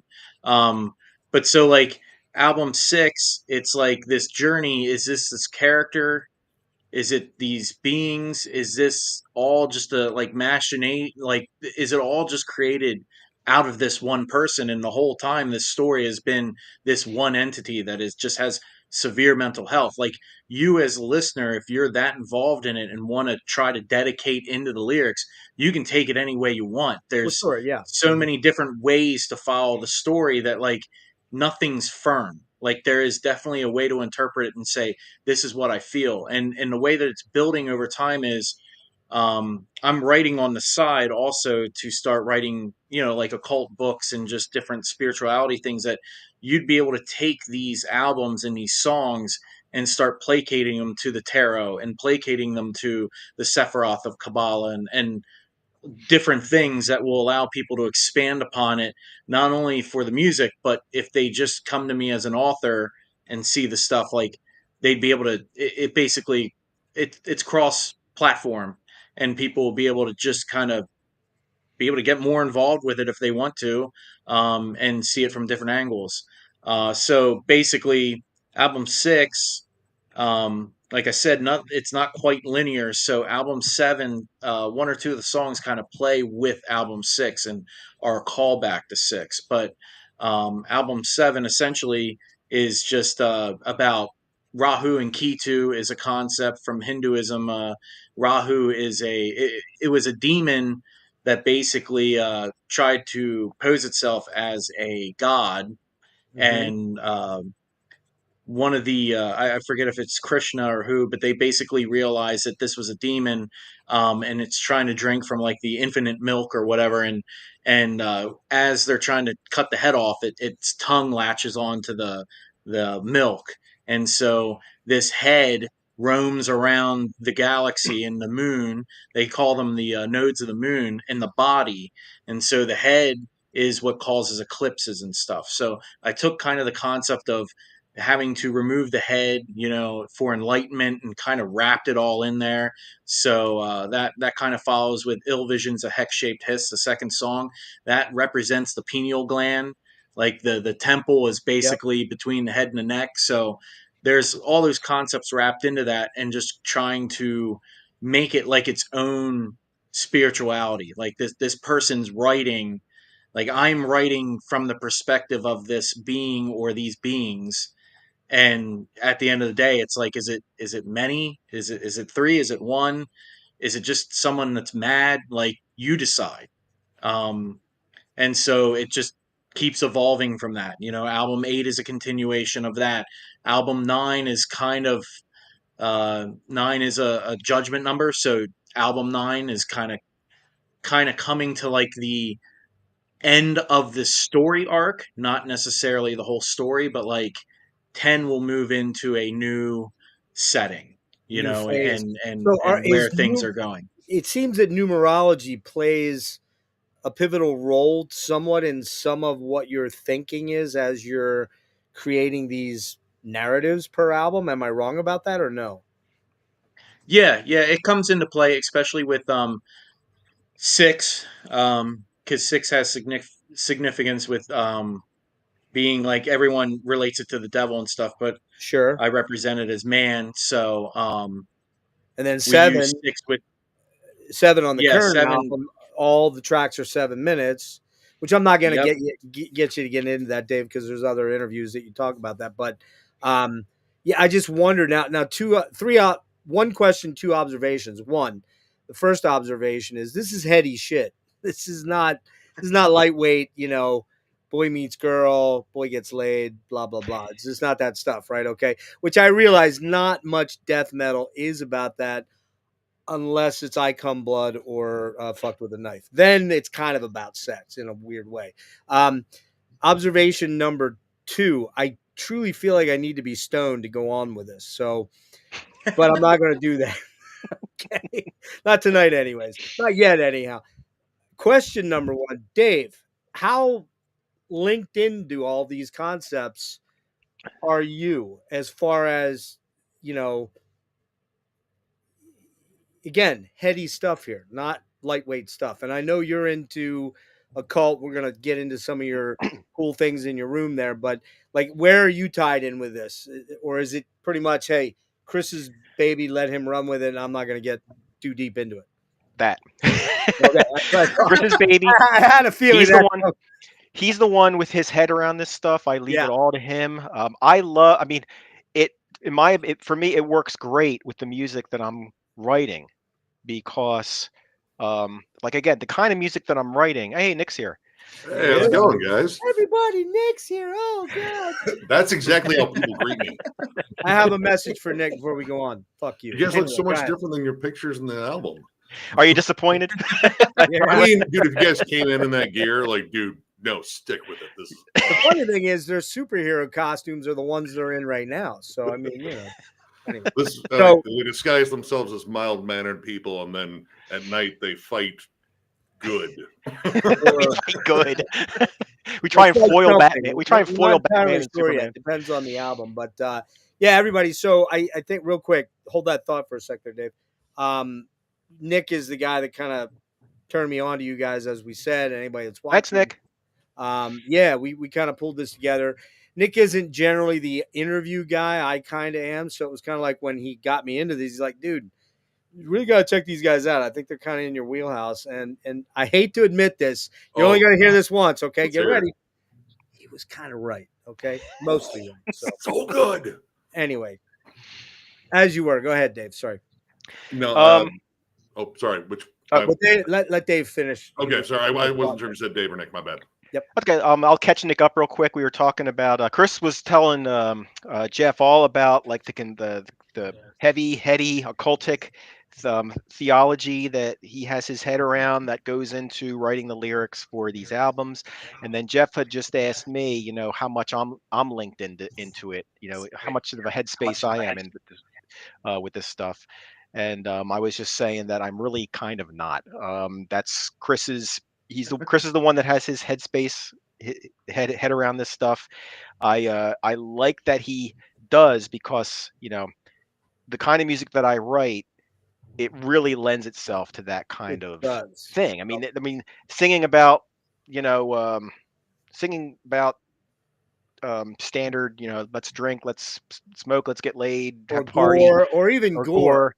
Yeah, It wouldn't gore. really lend itself to this music I very agree. much. It Yeah. really needs somebody, with somebody with that kind of knowledge or that kind of element who has their head around this stuff to It's really bring out the best of the music and vice versa. yeah. If I could, I think it's your music is so, like I said, and this is a term of endearment, batshit crazy in a lot of ways, that it needs an esoteric sort of subject matter. It Yeah. can't be your standard. Okay, we're gonna gut fuck you with a knife, or we're gonna, horror stuff. Or, I mean, that's all been done by other people really good, Yeah. and we don't need to keep doing that. So this is cool. I really want to dig deeper into this stuff, Chris, but like I said, I'm pretty sure I'm gonna have to have a fat doob with it. So that's legal in Pennsylvania, isn't it? No, it's actually not, but Not God. Why is my state medical, and I'm a medical nightmare, Nick. So, Nick, bringing you in real quick here, just give us your thumbnail, thing about where you came in on the band and how you and Dave have had some interface. I don't know if you and Chris have, but it's under the Veilburner account. Yeah. So that was me. Okay. All right. But yeah, I came into these guys because of a subscriber of ours, our friend Josh. Been a long time subscriber, and generally what he recommends to me is a lot of doom, like doom laden everything. But he recommended you guys, and he's like a big fan of Transcending Obscurity in general. And he said, you got to check this band out. It's truly something else. And I was like, all right. I was kind of looking for something to go over and something a little, kind of off kilter. And it was Lurkers, the Capsule Skull. And I jammed that album, and I was pretty much immediately after it was done, I was like, okay, what happened? That was insane. That's what I said, man. I'm like, what the fuck did I just listen to, man? It's like legit an experience. Like it kind of the best way I can compare it is like, all right, a standard like death metal album that's like watching like a good horror movie. Like it's guts and blood and hopefully some boobs too. This was like watching like some horrifying art film that's also like just like deep existential dread and all of that. Yeah. And it was like, man, dude, I'm gonna go back and listen to that again. Nick, My notes are just pretty much actually looked that word up before he came on. He doesn't know what existential means. It do too. It's about aliens, right? Right. Yeah. Totally. See, got it. Nailed it. Paul Masvidal told you that. When in doubt, the answer is aliens. Totally. It's always aliens. That's why I watch the History Channel. It's always aliens. But yeah, like I kept coming back to it, and I was like, man, dude, I really, because I had like 3 solid listens while taking notes, and some of my notes was like, I think the fear is taking me now. I don't know what's happening. But the more I kind of got absorbed into it, is like, this is really cool. And I'm not like super big into like, like very like super atonal, distant stuff. But the way you guys kind of craft this music, I found it engaging because you still mix in riffs.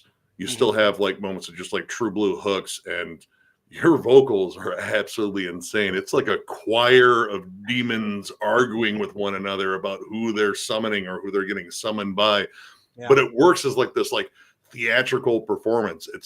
It's hard to like, get away from the whole like feeling of the albums. And then the self-titled one just fucking blew me away.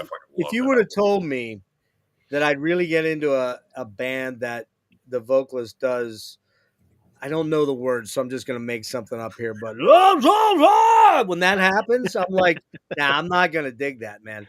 But oddly, now I look forward to those moments in every song. I'm like, when's that coming? Yeah. Not that it's predictable, Chris, because that makes it sound like you're predictable. It's not. But there is usually moments peppered throughout the albums where you pull that. I don't even know what it is, dude. Like a rallying cry to like an army when you're going to war. Yeah. Like the speech that Aragorn gives the troops before they, charge Helm's Deep, or I love they charge the Black Gate. Yeah, exactly. That's what it is. Yeah. It's not this day. This day we fight, and then it's like he's got that ranting sort of thing. It's a And rant. Yeah, it does usually come in after like that second chorus, as we're getting into like let's move the song forward into the next part. And I have to Chris ask The is other is side of gonna the get gate, us though. into the The rant. demons rallying on the other side, like, all right, we're gonna kill all these Yeah. fucking humans. They're all But garbage. Dave, I have to ask you, the first time you heard that, like on a recorded thing, Mhm. were you like, what the fuck is that? Oh, I Or were loved you it. like, oh, I love That's that. awesome. Okay. It is. all right, It is. It's like there's not. I don't really hear that from too many other bands, but it's great. I think I hear, if I can think of one band maybe that kind of touches on it a little bit, is Funeral Mist. If you've heard Funeral Mist, the Yeah, I guy don't know does that. have sort of like there is parts where the guy does go into kind of a shouty sort of rant. Or Chris, am I wrong, or am I missing that's the mark? no, that's the vocalist from Marduk. That's his own Okay. project where, I mean, he Okay. has a drummer and stuff. I forget like how much of a band it is now, but like he's writing basically everything for it. Okay. So Well, yeah. the other guy that I would say he doesn't do it in the way that you do it, Chris, but he kind of has that super theatricality, which is what I would say that is super theatrical. Like I said, the thespian up on the Greek Tragi-Comedy stage would be Attila. Attila has Yep. that weird resonant raw, you're just kind of like, it's unsettling and weird. And you're like, whoa, that's pretty cool. Dave Hunt from Anol Nath Rock too was another comparison that I kept Okay. making. Like when he switches from those feral, just twisting growls, they're often like really layered too, which you guys definitely do that too. Like it kind of creates this like almost kind of like confusion that I kind of dig. But then going into those big, huge, like rallying vocals and such, like, yeah, dude, it is truly unique. Like it really does, like, kind of bring the whole thing together. And it's oddly, it's almost like narration too. Like I know you guys have like Perfect word. very elaborate themes Yep. with the music, but it carries it as like a story because just as like especially with the last album, is like there's a lot of stuff going on here. And I read through the lyrics, and they're not set up like standard prose and such. Like, oh, this is Verse, more chorus, narration. verse, chorus. Yeah, it's not a verse chorus thing at all. It's a narrative kind of thing. And Nick, did you have any specific questions? We were talking in particular about the latest album. We did. I did want to touch on briefly, real quick, Dave. The fact that you can't really find early CDs out there. Do you want to touch on that a little bit briefly for those people that might be looking for stuff? We did. They were self-released, and like I said, we how do I want to describe it? So we weren't on a label, so we didn't have a label paying for a batch of CDs or a batch of vinyls to be made. It was all self-funded, and I'm like, how realistically, we're nobody's ever heard of this before. How many can I realistically sell? And I maybe underestimated the demand. I did a small run of CDs, each time, and a company called CD Baby. I sent them. They're the ones who made the CDs, and they even had a service where they would keep some in the warehouse, and then people could order through them. That way, I'm not doing all the logistics of okay, somebody ordered something, now I got to find a padded envelope. Okay, I don't have one. That takes up time out of your day, and you got to package everything, run to the post office, stand in line because somebody's decided they wanted to renew their passport that day, and everyone else can just go fuck. Everyone else can just go fuck themselves. So, right. That's what I usually run into over at my local post office. So, I was happy to clearly let them take a cut of the sales if they could handle the logistics of when people buy them, and they let them distribution of it. Distribution of it, and then they did that for, but in the last 10 years, or last 8 years rather, they've kind of discontinued that service. So they sent me back what was still in their hands, and then I was like, well, shit. Okay. So I have a couple of I think I still have a couple of those copies sitting around of like the Numenon album and the Obscene Right album, but the first album, they're That was all floating digital around. only, right? What's Was that? that digital? Was that There digital? was a run of CDs. Oh, A lot of them ended up over in Europe. Okay. Because I hired a PR company because, like I said, first album we had no audience. So if I'm going to spend money, I'm going to spend it on PR. Right. So I hired a company called Prescription PR, but they were expensive, but they did a great job of getting it in Getting the people's word out. hands and getting the word out. They needed a lot of those, like a lot of those CDs I thought I was going to sell. They needed for promotional purposes, so that they could put together promotional packages and send them out. Magazines and internet So, magazines, yeah. so I had like 100 CDs ready, I thought I was going to sell, and a lot of them ended up going to promotion. Prescription PR needed me to send them to England so that they can put them in the press packages for the. So I ended up basically, there were never many copies of that available, maybe like 20, and CD Baby sold those. So there were never a lot available to the general public. So that's completely, I have my copy for posterity, but like I don't know that there's even any out in the wild at this And you this never point. If there are, pressed vinyl with any of that, right? Yeah. No. Okay. No. So the most commonly available ones are the last three, I believe. Now, is album 4 kind of readily available? Because I didn't see it on Discogs anywhere. Well, album 4 was the first one we did that was the Sire to the Ghouls of P.O. Lunacy. Yeah, that was our first label release. Now, here's the weird thing. They added that release to the Bandcamp page that we had at the time, because we still sell digital copies of the first 3 Sure. on our because we have this one Bandcamp page that we were using up until T.O. did the 4th album. They just added it to that page. But then for some reason, I don't know why, when they started doing the 5th album, they created a new Bandcamp page for us, and and since then they've been releasing every album since. So we have 2 Bandcamp pages. It's Yeah, a I little noticed confusing. that. It was a little confusing, and I could not find I could not find the actual streamable ones on the first 3. I don't know why. I just couldn't find them anywhere. I don't know whether I was looking at it wrong, but I did note that there is they should be there on that old Bandcamp page. Or you okay, should be maybe able to stream them. Yeah. Okay, I'll have to Our double check. Facebook page will have links to both of the Bandcamp pages, but I don't know how to resolve the issue of the fact that we have those 2 Bandcamp pages. If somebody finds the one, they might not know the other exists. Right. They might think we only have 4 albums.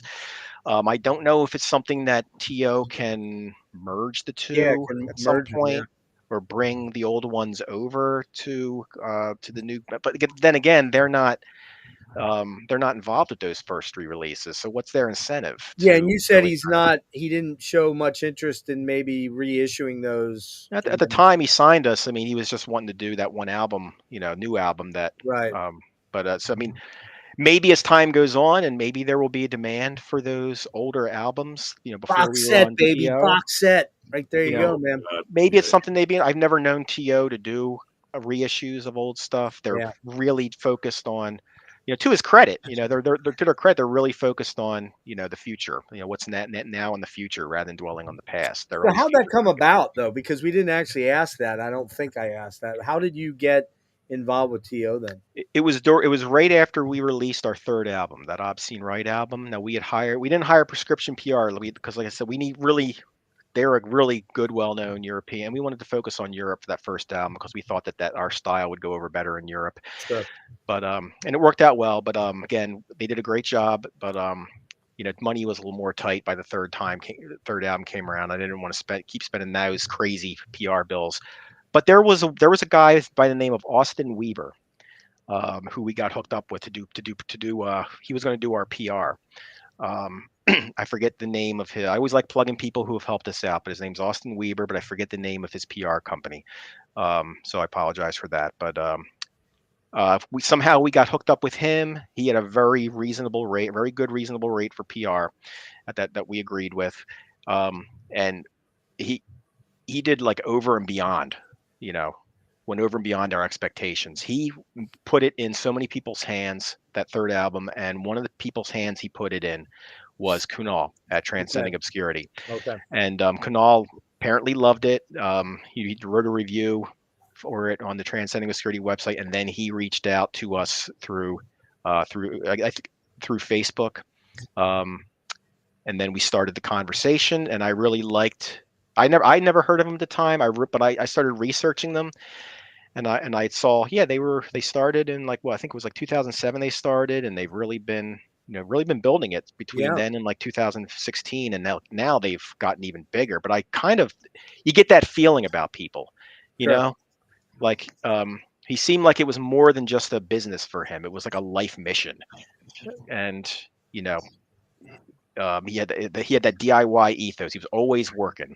Like, I was a little worried about the guy because he never seems to stop working. And I don't want it to affect his health and him not be here anymore. But he is always working, and his work ethic is second to none. And it really impressed me, like what he was putting together and everything, and how much passion he had for it. And I was like, they really seem like they're on the upswing. And there were a couple of labels that reached out to us before that. But after the dialogue, either they didn't like the fact that we didn't tour, or maybe there was another one who was just like, we looked at them and they were like, they really seem, every post from them is about the past, or about and they don't really seem to be focused on too much on the future. But we got that good feeling about Kunal, so we're just like, they really seem, they're on the up. They're trying to build themselves. We're trying to build ourselves. It seems like a good, let's build ourselves together and help each other out. And I know he'll do a really fantastic job. And we were right. He has. We're still working with him 8 years later. Do either of you guys have any other project outside of this that you're doing, as far as band type things? Go ahead, Chris. I did. Might be. Yeah.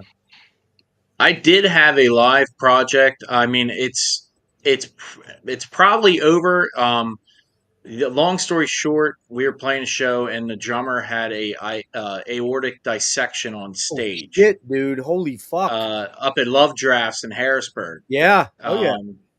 So, I actually I have some of those songs. They have them recorded and stuff. Dave was helping out getting the drums and stuff done. So that stuff's done. I just haven't done the vocals yet, but we're going to try to get it out there. I don't know if it will be a send-off, or if he's actually, I know he wants to try to drum again, but his one leg's still pretty atrophied. So I don't know where he's really at with it. And then our buddy over at Zero Tolerance, John Norby, he's one of the writers there. He's been piecing stuff together, because he's been a big help for us, and he's become a pretty close friend of mine now, and Dave's, and he's been sending me music over the years, and we've been slowly piecing stuff. So I have that. I'm going to be writing to, once he gets me the final versions of them. And then I just recently, because of this last album, Ben from Venomous Echoes from I Void Hanger Records, he reached out and was like, "Oh man, I love your vocals," and then had like a whole album written in 2 weeks. Damn. So I have his stuff, but I want to try and get the Veilburner stuff done. I have some things for the John Norby stuff, and I have some working titles for the collaboration with Ben from Venomous Echoes. So now, Chris, what are you using to record your vocals? Like Logic, or what? Dave. Dave. Okay. So I'll grab my bag of tricks and I'll head up to his house, and then we'll use his. In fact, you're sitting in it right now, Chris. The little den where we record the vocals. I think is that. Yeah. Little, this is the TV room, but it's right over next door. So yeah, he has a dedicated little space in his house where we record vocals. That's he done up for just recording vocals. Okay, I was wondering about that. Yeah. Nick, what do you got, man? I kind of interrupted you. I got like so much answered here in just these couple of questions, because I was going to ask, like, is there any chance of this ever like being like performed live at all? We already went over that, unfortunately. But I figured. I mean, me being fashionably late, I'm sure there was a lot. Yeah, a little bit, a little bit. Thanks. Where you guys from? Yeah, thanks for stopping by, Nick. Thanks for I'm super fucking helpful. I know. Yeah, let's just talk about that now. To expand on that though a little is too, like we have been getting that question a lot. I get the question from friends all the time, and it does simply come down to, like, even if it were to happen, if the right thing came together and some sort of festival wanted it, and we had the time to do it, it's like you put all that effort in it, and do you get what you actually envision when you're listening to the music live, or do you get Ollie's bargain market? And I don't want to lose the mystique and all the imagery that we've built up, and the lore to go out there, and we're not Behemoth. We don't have large budgets to be able to like make this look the way it absolutely should. So if we would fall short of any of that, it's going to completely destroy us, no matter how well we sound. It's just like I think it will lose that mystique, and I'd rather just focus on, let's keep continuing the story, expanding on that, keep the mystique going, and allow that to bring people back, rather than do one show or two shows and have that just kind of kill it. Because I don't think visually we'd ever be able to represent it the way that it needs to be represented. That's a great point. And with how layered things are, Dave, there's a lot of guitar stuff going on, man. A lot of interweaving shit. You'd almost certainly have to have a second guitar player. We need three at least. Maybe three, right? And then you'd probably have to have either a live keyboard player or you'd be running tracks, which then of course you'd hear, oh, they played a tracks, that kind of thing. So yeah, that's a slippery slope. I completely agree with you. And I think what you were basically saying there was you don't want to do it and not be able to live up to the hype, so to speak, in a lot of ways. And that may be a difficult thing to do with how dense your music is, because it's not sparse. We're not talking Joy Division here. I love Joy Division, but we're not talking Joy Division. So that's a really good point. Ricardo here, who's a big fan, clearly, he's asking, how long do we have to wait for albums 8 and 9? Well, 8 and 9 are written, right?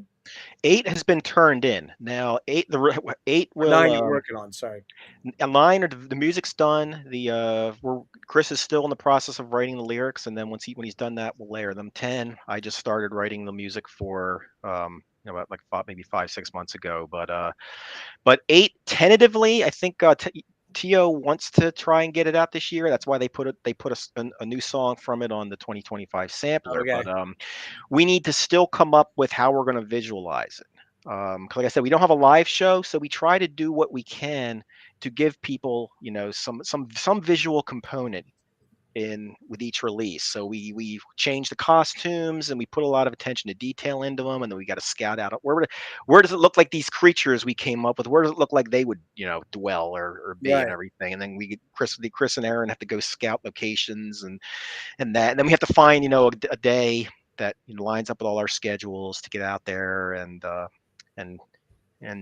get a bunch of photos, and then we have to sit around which ones are good, go through the hundreds that we take, which ones are good enough to make the cut, what kind of effects do we put on those to really bring out the best in them, and then we got to do like a package layout for the CD and the vinyl. Who does the artwork, and talk a little bit about the artwork? Bad interviewer here. I did not take a look at. I caught the name of this guy, but I did not go back and look at the artwork for the prior ones. So maybe you can speak to the artwork as we've come up through the albums. Good. That's all Chris's around. Okay. All very unique stuff. So, and real quick before we move on there, Chris, Ricardo's also saying he's been looking for those early albums on CD as well. Yeah, anybody who is, just send an email to us. Like I still have a few copies of CD copies of that second album, Numenon, and that third album, The Obscene Rite. So if anybody wants a copy of those, reach out to us. We can work something out where, we'll figure out what it would take to ship based on where you live. We can certainly work something out if you want to get copies of those, of albums 2 and albums 3. But unfortunately, album 1's gone. I'll just add that Nick and I get first dibs, so fuck y'all, okay? I was going to say, would it be rude of me to write an email right now? Have either, well, Chris, maybe you don't know, but Dave, have you ever watched Nick's sort of semi-fucking insanity and lunacy? Draws of Metal, yeah.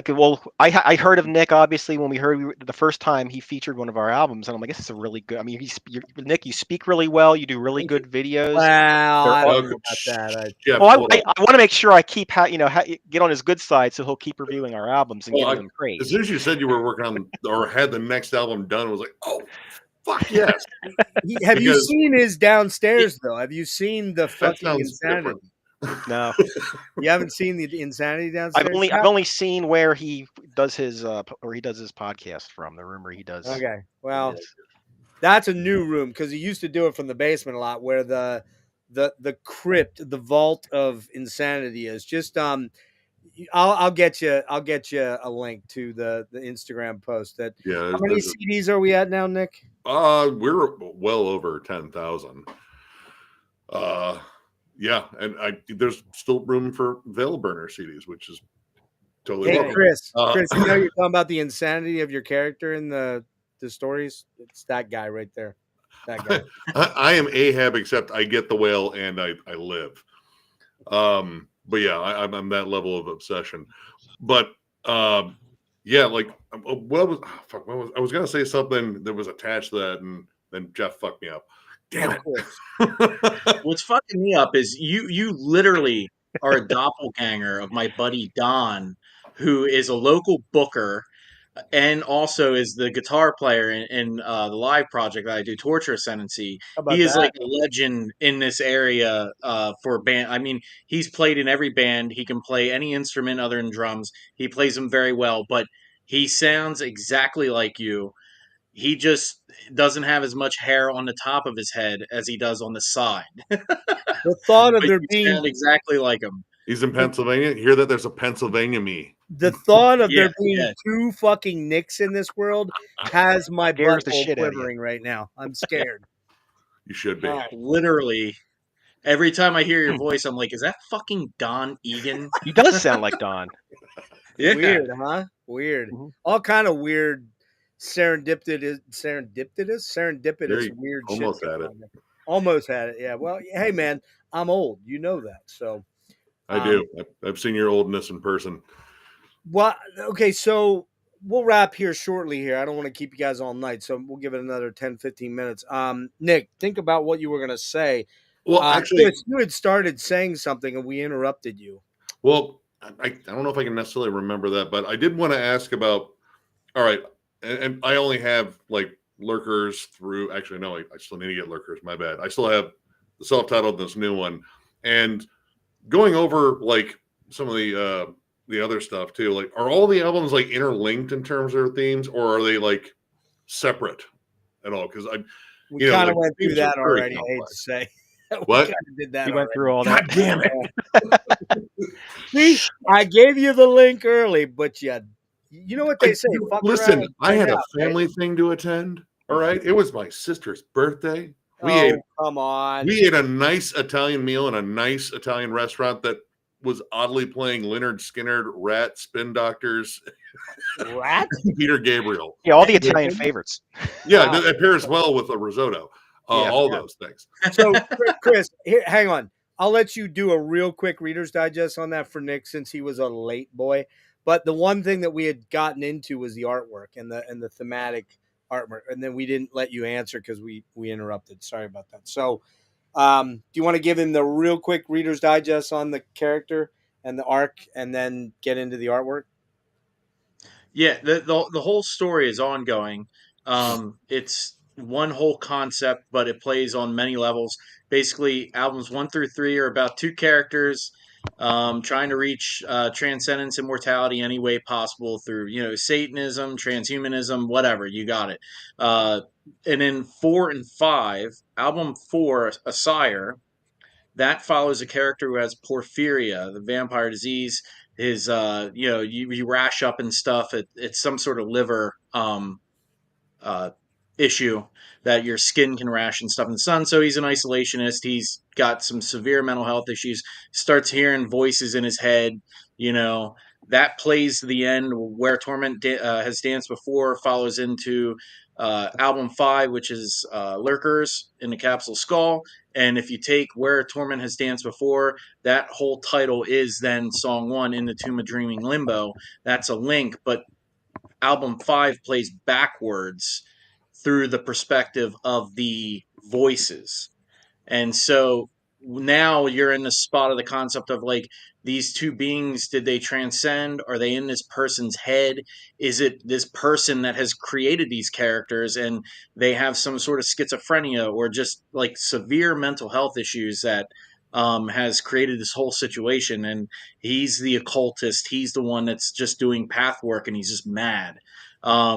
Which takes you into album 6, which is going into the abyss and a journey through the abyss, which leads you to now 7, which is basically doing a spiritual rite of decapitation, like spiritually, to try to reach your goal of conquering the abyss and any other spiritual machination that you want to try to cross. It has to do a lot with Karanzan and Thelema and all that stuff too. So I take Rahu Ketu from Hinduism. That's in there to represent the decapitation part. So there's a lot in there. I'm trying to really sum it up quick.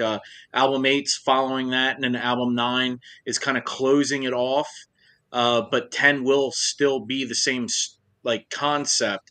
It's just going to start a new chapter. Like there will be a finality to this that I will know. Maybe not everyone else will, but I think as 10 and 11, and as long as Dave writes and I'm writing to it, you'll start to see there is a turn in the road per se. What's interesting about this is, Nick, Chris has never met you, and he's been writing this story about you the whole way through. I mean, dude, I would like. I'm fucking telling him the insane. movie rights right now. I mean, you've What's been that? trying to escape the abyss of your basement forever. It's just I'm out of unbelievable. my basement. I'm upstairs now. It's fine. All up right, here. Chris. So give us a bit of a maybe a rundown on the various artworks here. We don't have them all here, unfortunately. Oh, you know what I can do? Hold on.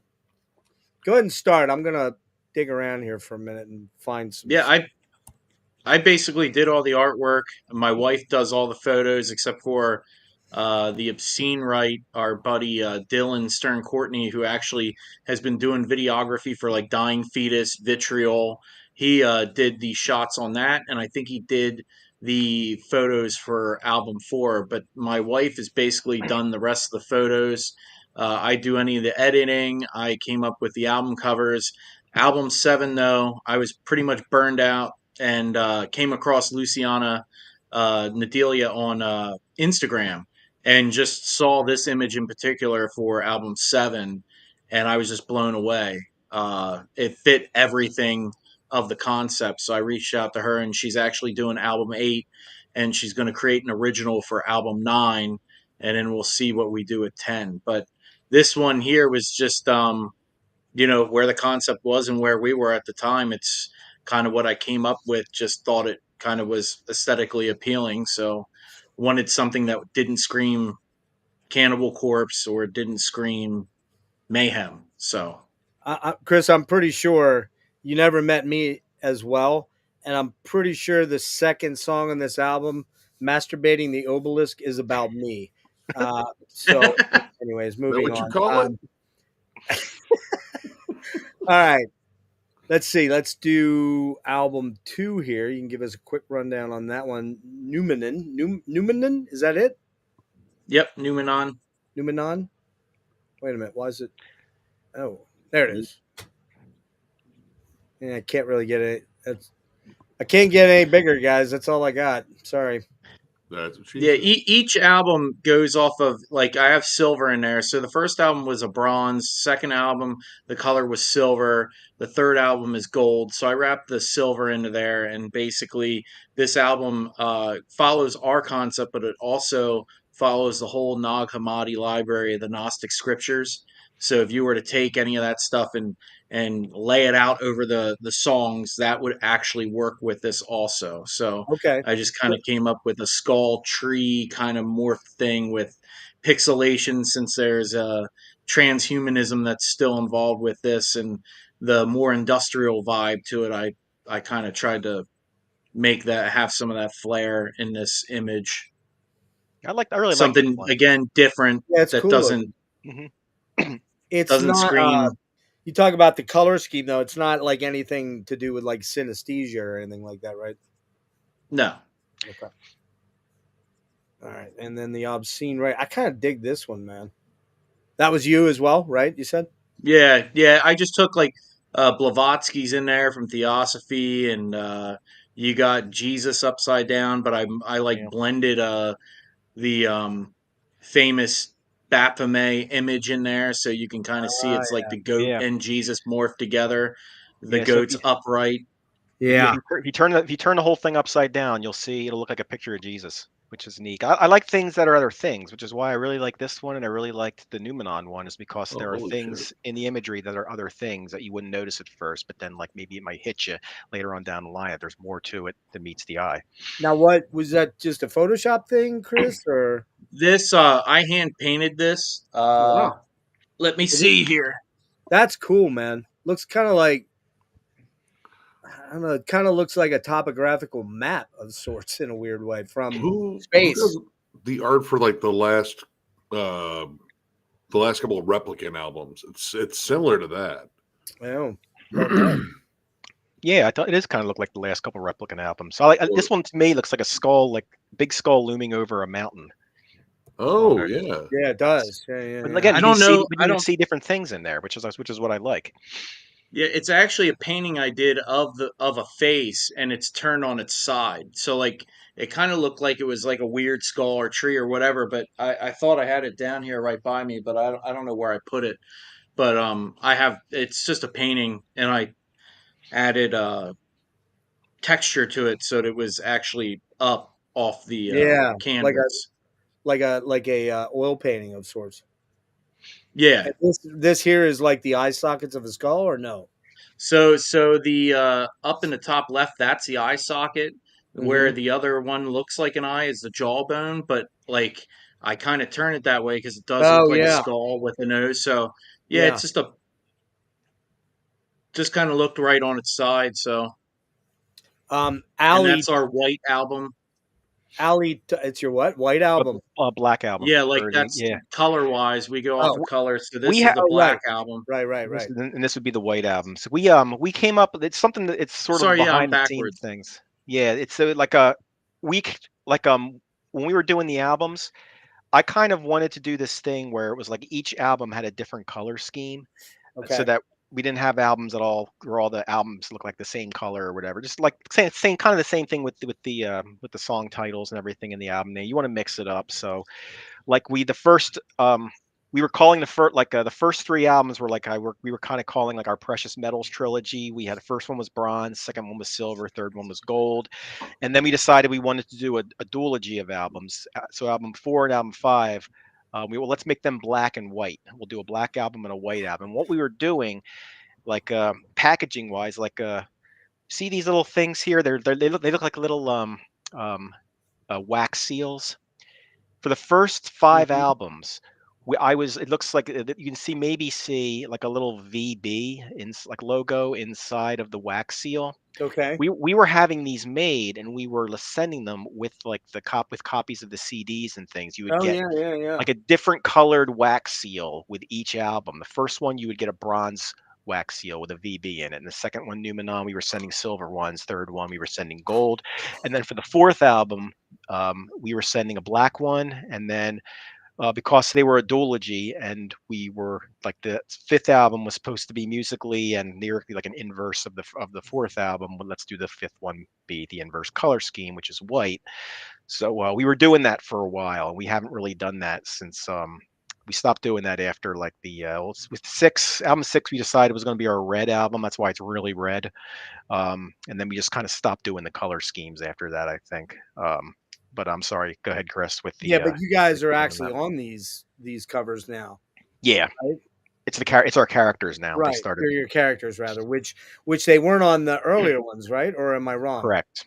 Okay. Go ahead, Chris. So you're the expert on these, so I'll give it back over to you. And there's your red album, and that's 22, right? Yes. Yep. And and if you look closely at the top, what's blended in there is we actually did our photos at Mount Moriah down in Philadelphia. Okay. The abandoned cemetery. So I took I took some images, flipped it upside down in there. Yeah. So sarcophagus or what? Or are these are the buildings here, right? For mausoleums. Yeah, it's the mausoleums and tombs and stuff. That I dig this one. This one's cool. But I mean, as good as that stuff is, Chris, and it is really good. It's cool. It's artsy. This girl really knocked it out of the park on this new one. Yeah. What's her name again? Luciana, and I might be butchering her last name. The way I pronounce it is Nadelia. She is from Transylvania. Oh wow! I mean, come on, Porphyria, Transylvania.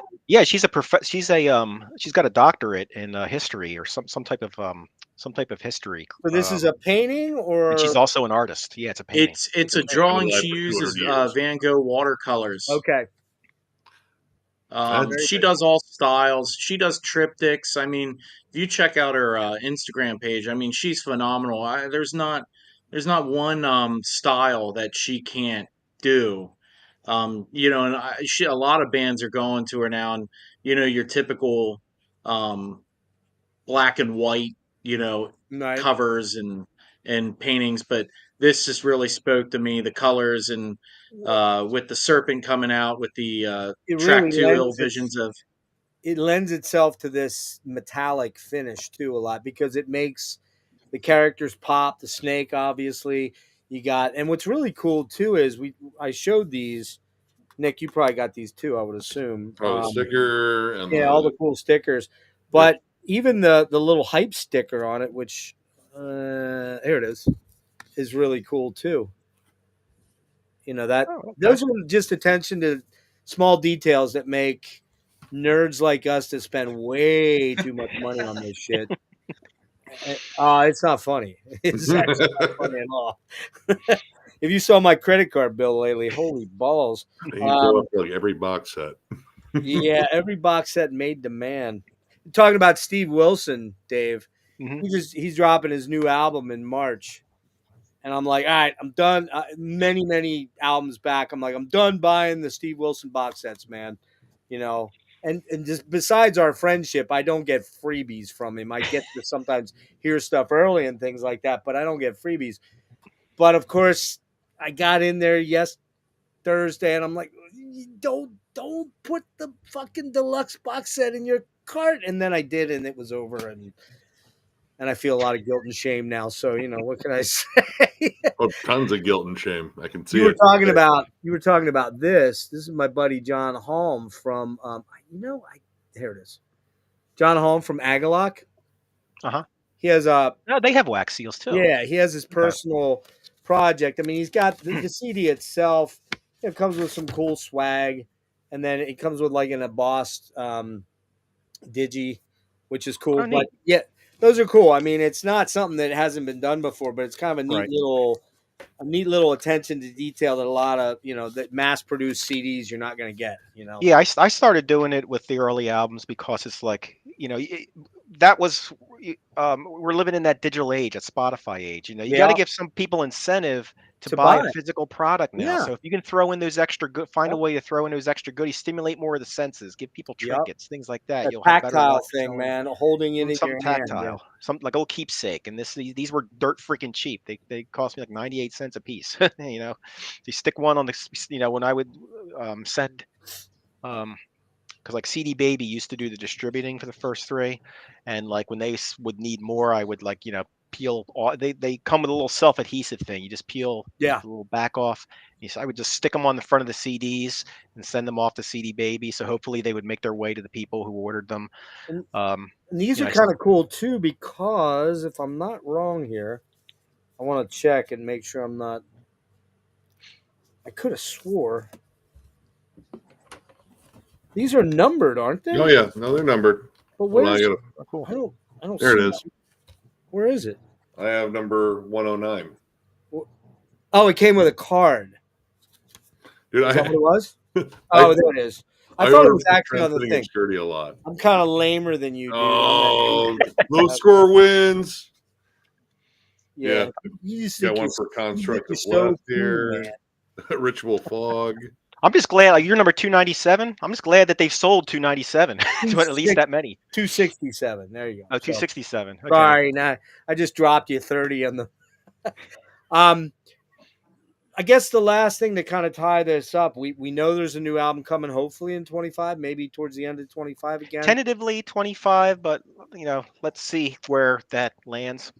Now the other thing to ask real quick before we let you show some stuff and take us out, Dave, is vinyl.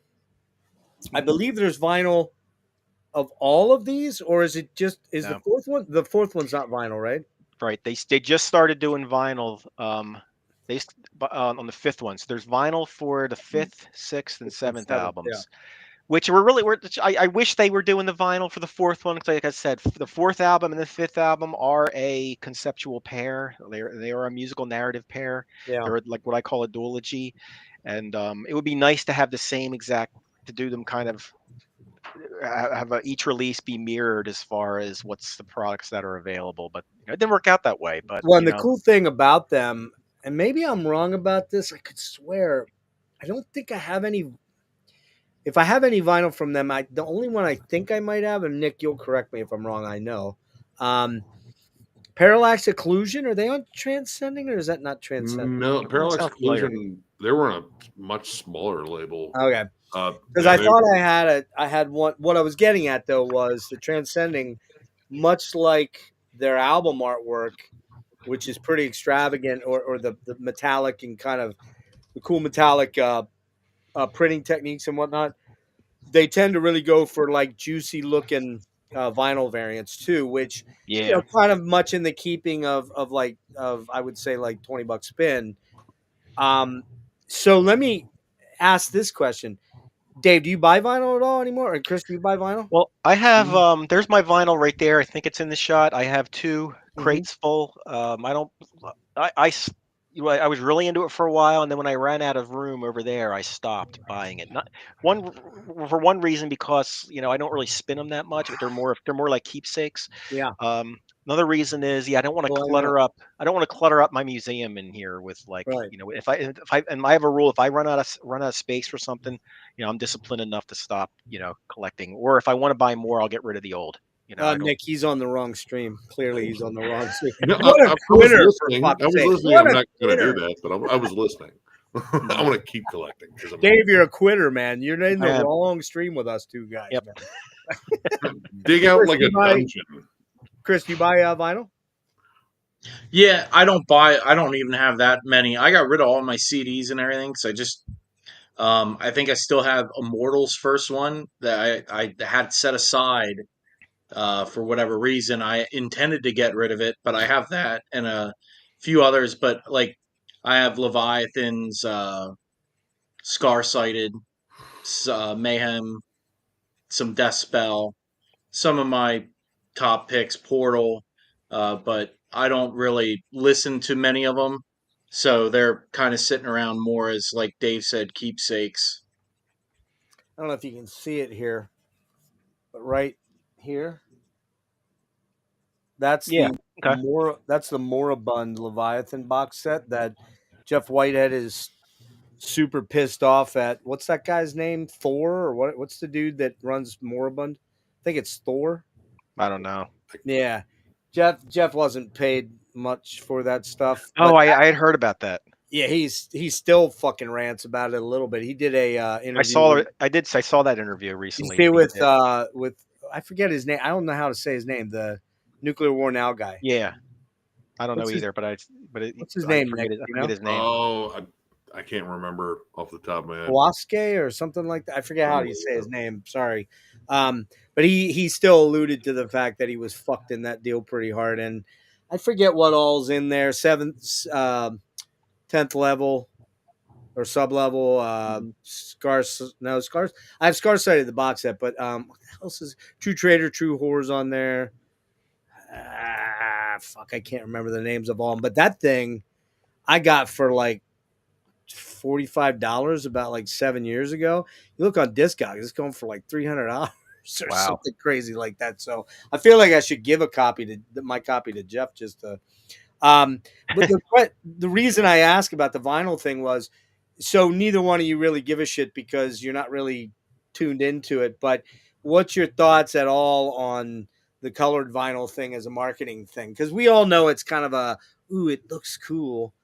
And it does, and I'm almost always going to opt for the colored splatter thing versus which is a way to get me to spend $5 more. You know what I mean? My thoughts on it are, if it helps Kunal sell, more copies of our albums, I'm Right all on. for it. I do not want him to lose money on us. Right. We're in a good position where it doesn't cost us anything to record our albums, so there's no overhead for us. Right. I've been using the same gear for the past like 15 years. My damn guitar is still the same strings on them from 15 years ago. Yeah. But they're part of the sound now. But getting back to the point, it was why we want Kunal we don't want him losing money on us, and because we don't tour. So we realized we could be doing a lot more to promote our name, which would help the label. But we know that we don't.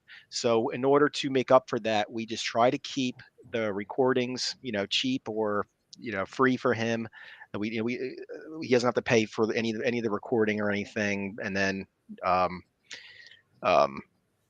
if he makes the money on the products that, he has manufactured for the release. We don't want him to lose any money. Right. So if that sort of marketing strategy helps him sell more things to the vinyl nerds who like to have all the variants and everything, does he check in with you though on color schemes or no? Or does he just make that decision? He just makes that decision. Okay. We're fine with whatever, Right. At least I am. I'm fine with whatever he comes up with. He knows his business, and I'm not going to interfere with that or mess with it. And I've some of the vinyls I have are cool colored variants that I really like. Sometimes, like, I'll want a certain variant with something that with a vinyl that I'm looking for, preferably one that sort of matches the color scheme of the album itself. Rather than just be sort of just a random mishmash of colors. So I get it. I get why people are attracted to it, and it's an aesthetic thing, man. It's just it's the shiny new toy thing is really what it is. And I told you my story about vinyl. I rue the day I bought a vinyl player back in November. I'm like, why the fuck did I do that? I'm not in Nick's territory. He's a little wacky for me. I've got about 4,500 CDs, but that goes all the way back to the late 80s, Yeah. Although I don't think I still have that Van Hagar CD. I pretty much think I threw that out the window. But it was a good move. Yeah. Hey, you want to show us a couple things before we do that, real quick though? I did want to mention a couple show notes real quick here. I was going to do a collection update from when I was in California, Colorado, and just entirely too much spending tomorrow, but I might hold off till Monday because I think I've got a couple of things coming in. And then on Wednesday, I've got Jonathan Holton.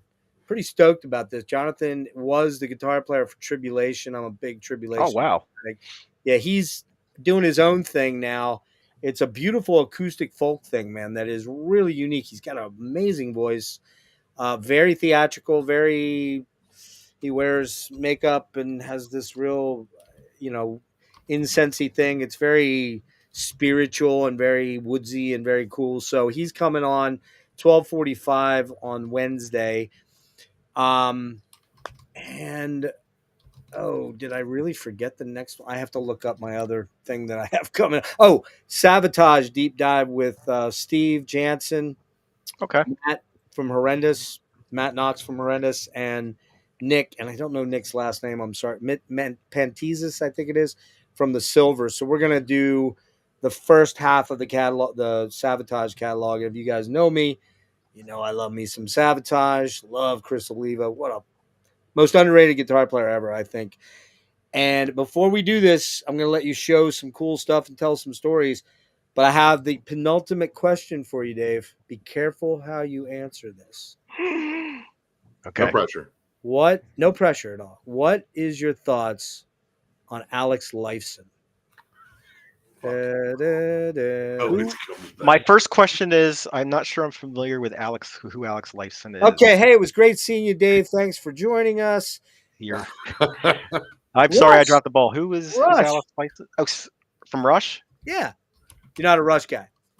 I know who Geddy Lee is, and Alex was the I've never been big in. I don't own any Rush albums, or that was one of those bands. Remember we were talking earlier how there's bands you should like that just never click with you.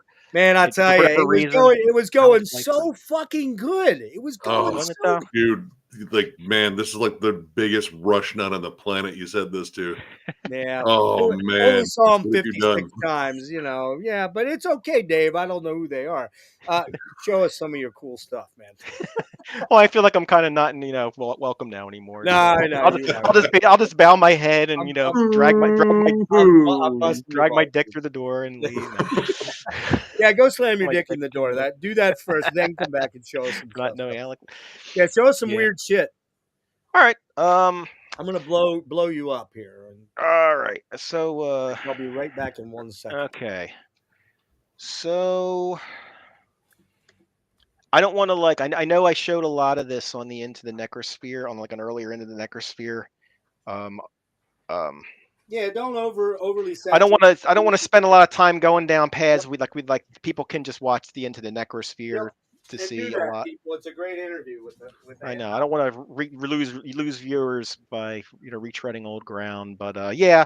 Let me just show a couple quick things in here. This is one of my favorite things. Now, back in the old days in Germany, the people who would I want to say the 1700s, if you were accused of spreading rumors or gossiping or whatever, well, then this is what's called a mask of shame, and they would make you wear this in the public square. I really think that they should bring this back for certain things. Yeah. But yeah, this isn't that old. This isn't hundreds of years old. This is kind of somebody who did a really good replication of one using. And this even has a little bell on it. You'd have to walk through the town square, and this thing would be ringing. And it would public humiliation for certain things. I think they should bring back public humiliation. But I love this thing, and that has a little special spot in my room. Dave, before you move on, Dave. I also think they should bring back the Mask of Humiliation. I have two candidates. One is a public figure, a political figure. And the other one is sitting right there. So point at me. You're missing. You're not even pointing at me. No, I am pointing at you. No, you're pointing the wrong way. Right there. I thought you were going to say I needed to wear the mask. Well, for not knowing who that guy is. You besmirched the name of Alex Lifeson. How dare you? Let me make an addendum to my proclamation. 3 people I know now. Well, maybe I'll put it. Maybe at the very end of the interview, I'll put this on, and then cool. that could be my public humiliation. Is that an original? No, it's a reproduction. Okay. That I've seen originals in Europe on during travels. Yeah. That's how I learned about them. I would go to these in Europe. I would go to these they're kind of tourist traps, but torture museums. Yeah, they have them all over the place, in Prague and everything. And I went to one. I'm like, those are really cool. I'm gonna get some. So I found somebody on Etsy who does handmade reproductions of them. So I got one. It's weird you brought that up. It's very strange that you brought that up, Dave, because I was watching a YouTube thing last night about this guy named Nico Cloud. Do you know who that is? CLAUX. Am I going to have to wear the mask of shame if I don't know who that is? Well, no, I'll let you slide on this one. But they called him the the Vampire of Paris in No. the late early 80s. Oh, the serial killer. Yeah, he shot okay. a Yeah. gay dude, and then he was basically prior to that he was out digging up dead people's bodies and cannibalizing them. Man, it's like I'd never heard of that until I ran into that. But right there, Chris, great song title, "The Vampire of Paris." Just saying. Yeah, I I saw some weird YouTube like it was him, some guys met up with him in his house and they were Yeah. going to eat with them. Yeah, he's And like did you see he's kind of a fucking celebrity now. I was like, what the hell is up with people? How fucking weird you got to be to hang out with a dude that was convicted of murder, served 7 years of a 12-year sentence, and you're going out to dinner with him, and he's a cannibal. What Yeah. the fuck? Yeah. Yeah, bizarro. Anyway, sorry, Dave. We'll get back to you. Sorry. No, this thing I'm pointing at here is there's somebody on Etsy made this. Like we have a museum in Philadelphia called the Mutter Museum, or some people know it as the Mutter Museum, but it's a museum of medical oddities. So they have, right, and it's one of our favorite places. My wife is actually a fellow there. Well, she's not a fellow; she's a female, but she's what's called right. But she's in the field. And so she's like a sort of an honorary inductee. So we get like free membership, but we get all the perks. It's really cool. So that's one of our favorite places to go. And I wanted some stuff for my room that kind of mirrored what you might see in the Mutter Museum. So this is like like conjoined twins, a skeleton of conjoined twins. It is not real. I know that's what everyone's waiting for me to say. It's not real. It is a model that somebody made. I think she lives in Texas, and I was like, oh, I want something like that. So I got that for my room. Cool. Let's see, this right here, I'm going to point at. That has this kind of creepy face drawn it. That is a whale's ear bone. Oh, what? Somebody back in a long time ago painted a face on, and I got this from. Does anybody remember the television show that was on the Science Channel called Oddities? Oh yeah, yeah. Well, the store that they run in New York City.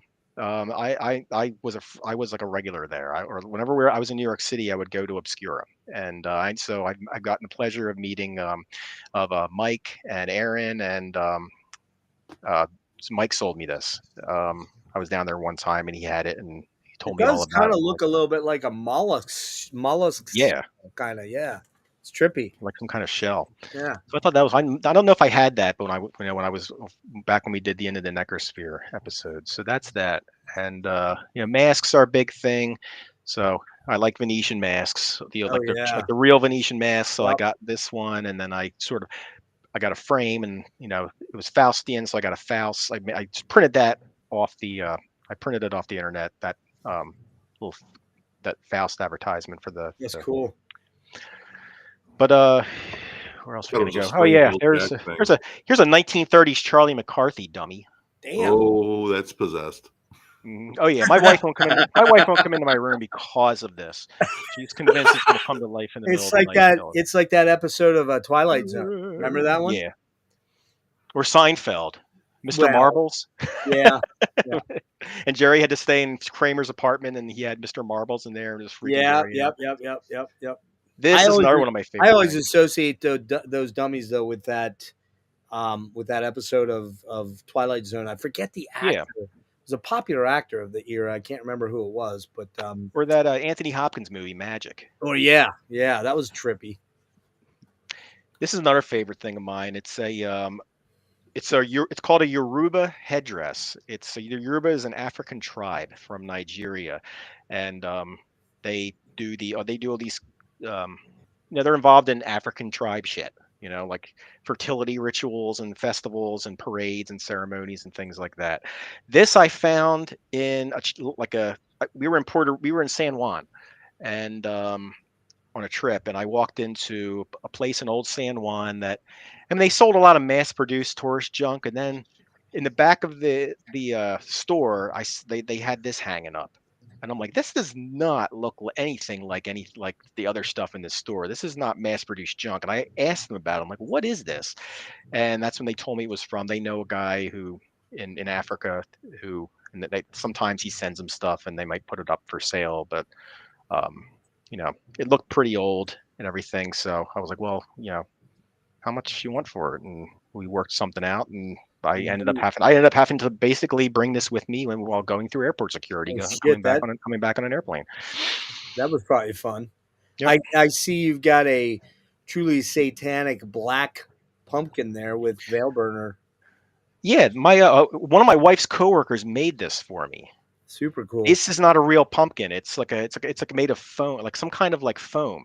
And what he does is my wife got like 3 of them, one like this, and then she got one with like some Game of Thrones artwork on there, and another one with like, with a Coraline artwork. But yeah, he made, like, she kind of had him make one of these for me as a gift.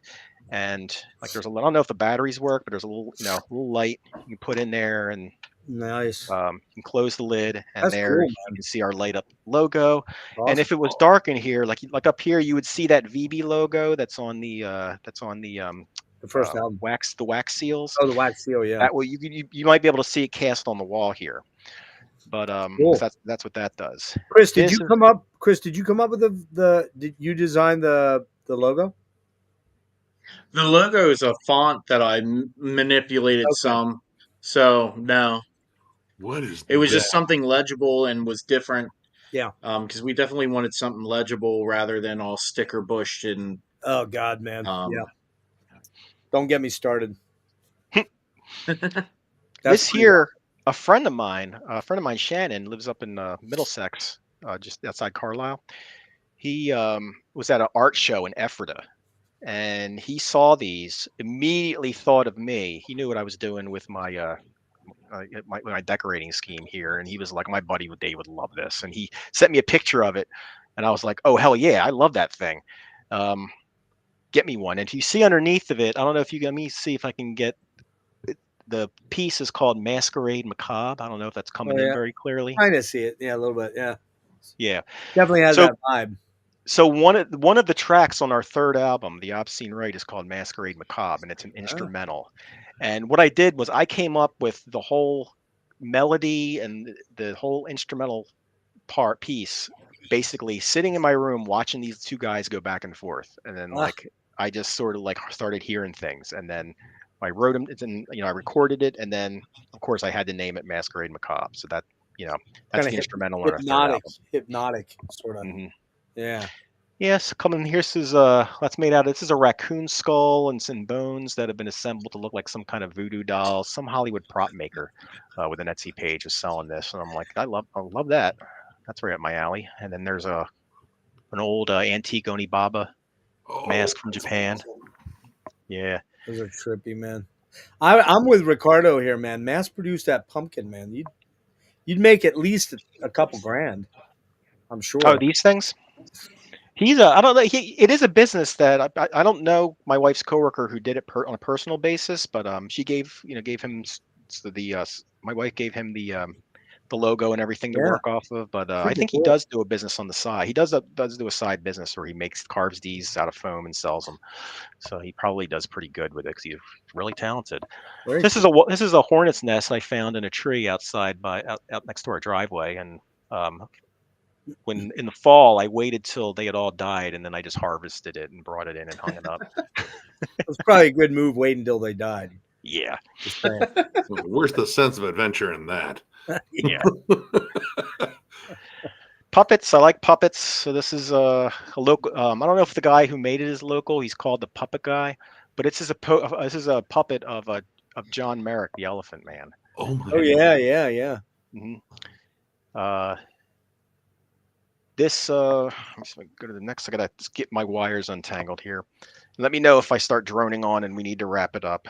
Well, dude, I'm good. When you want to go, okay. I do want to get you guys out of here in a few minutes. To let you have your rest of your Saturday night. But those things are wickedly evil looking, man. Oh my God. Yeah, this was a when I was in Prague, where I was going to the torture museums. They have puppet stores all over the place because it's a cultural thing with them. They're very into the marionette. They have a marionette theater. You can go see marionette show, like professional marionette shows, but they're very into like the kind of creepy looking puppets. Yeah. Like with the big protruding noses. Yeah, the big proboscis. Yeah. The weird jaw lines and the strange huge lips. Yeah. Yeah, so I bought this and then I shipped it back to myself, and when I when it arrived, the box I packaged it in was mangled all to hell because, damn well it went through an X-ray machine and somebody was like, what in God's name is that? I got to check, and I had to inspect that. Well, this little stick, ended up broken in 3 places. I had to super glue it back together. And this is my, this is the patron saint of the pandemic, the plague doctor, which, that's cool. I made this out of I made this back in like 2014 for the room. An oddities place that used to be in business in Downingtown. Her first name was Sarah. I forget her last name, but I used to go to her shop all the time, and I got that dummy that like the dressmaker's torso that it's sitting on. I put an Oddfellow, Independent Order of Oddfellows, kind of culty looking robe over them. It's a genuine Venetian mask, plague doctor mask, and then the hat was just a cheap thing from Spirit Halloween. And if my thing will reach far enough, my camera, I got to turn the light on. Give me 1 second so I can show you some of the shit in this cabinet. I got to take my headset off because the headset doesn't reach quite that far, but the camera does. I saw a headstock there. Yep. Let me move this chair first. Hey, look. Hey, there's a cat. There is a cat. How'd that cat get in my house? No, that's Kermit. Our butthead. Yo, Kermit, what's up? You have a black one too, don't you? Yeah, we do. She got hurt. She's currently injured. She's in the basement recuperating. I think he loves to play rumble tumble with her, and he plays too rough. So I think he injured her back rear foot. We noticed her limping, and she's been kind of staying out of sight for the past week, and we've been bringing her, keeping her up in the attic and away from Butthead, and we won't let him up there to bother her. And then you hear that, Nick? Keeping her away from you. Yeah, so we've been bringing her food and because we don't want her hobbling around on a hurt leg and aggravating it. So she's been kind of chilling out up there, and we have a little letterbox and stuff set up for her up there. But I'm going to take the headset off 1 second so I can turn the lights on in the cabinet.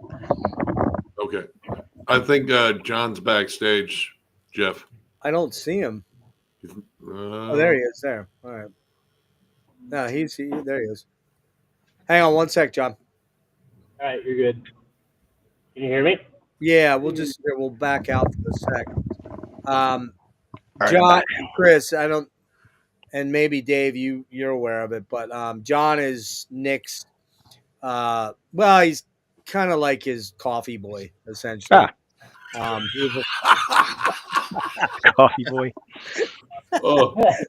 No, I'm just kidding, dude. But I can give you Jeff's address, John. Yeah, you don't know my address, do you? I don't think you know my address. I might. I can get it. Yeah, you could get it. That's true.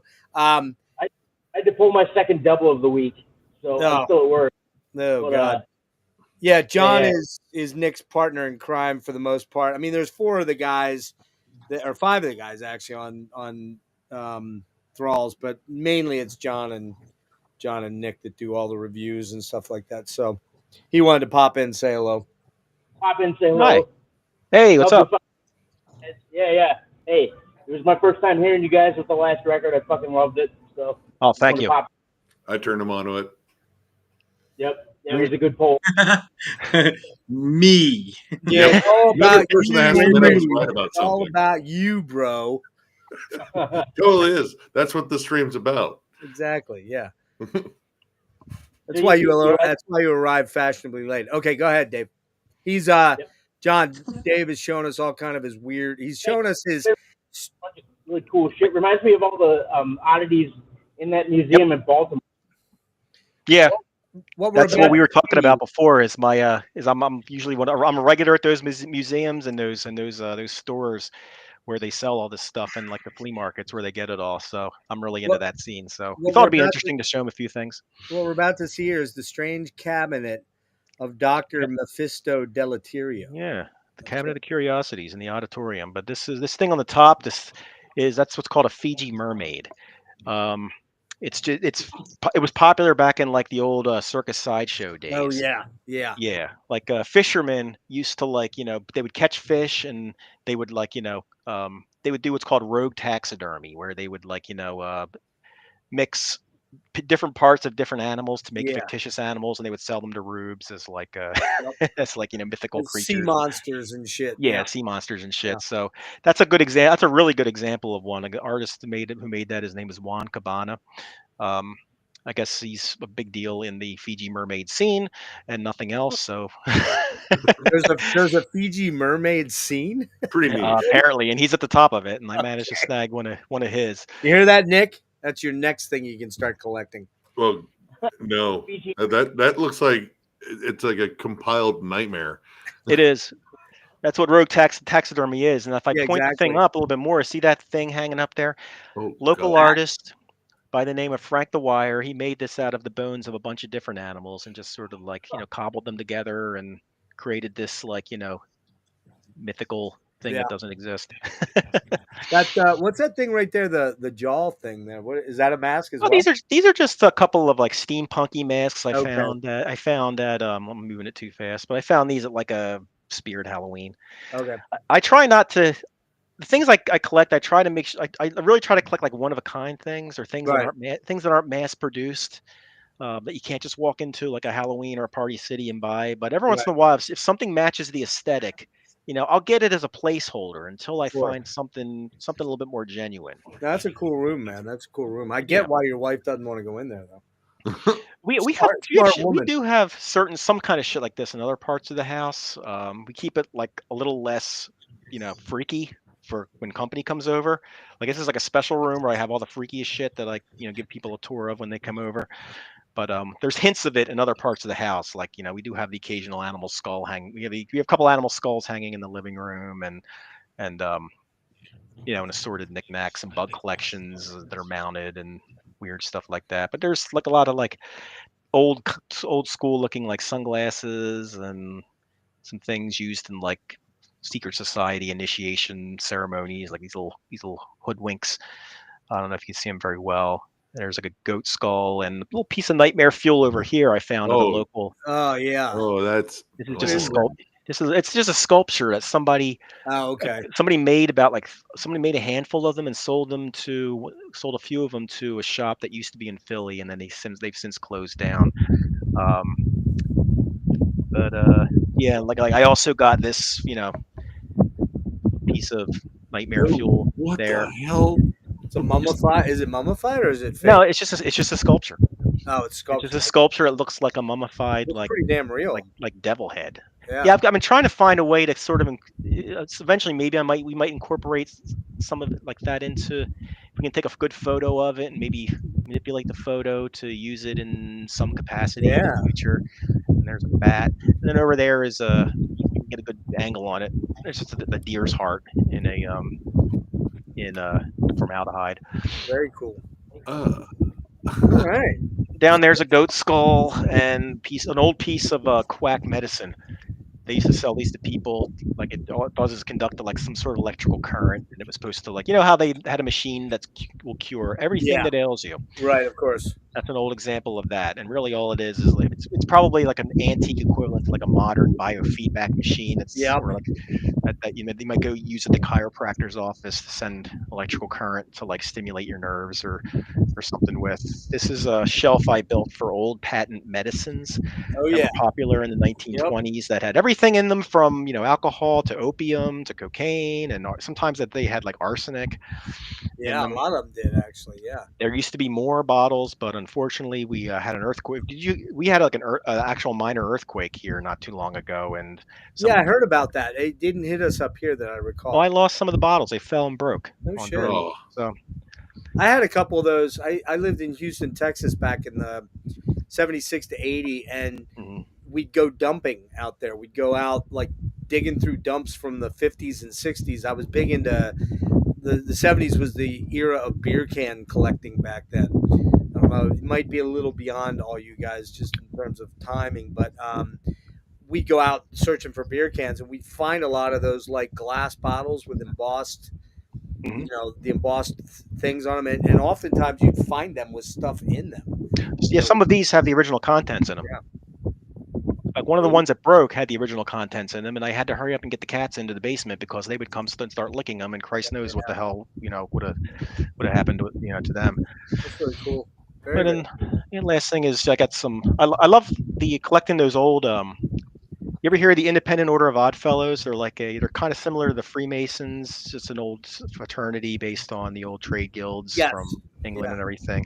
They have some spooky looking ceremonial robes, and they sell those in those oddity stores, like they're here and there. And whenever I see a cool one, we've worn some of these in our band photos. But And actually, that I'm brings hanging up a quick question.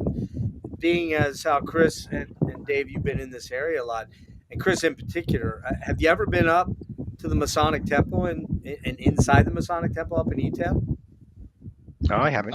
Well, yeah, Masonic Village. Yeah. Yeah, I was in there one banquet hall and stuff. But you But I never got wasn't up into through the the whole. church, though? You didn't get in the church? No. Dude, I'm telling you, that was like shades of fucking LaVey and weirdness. Because, like, you go up in there and it's a super.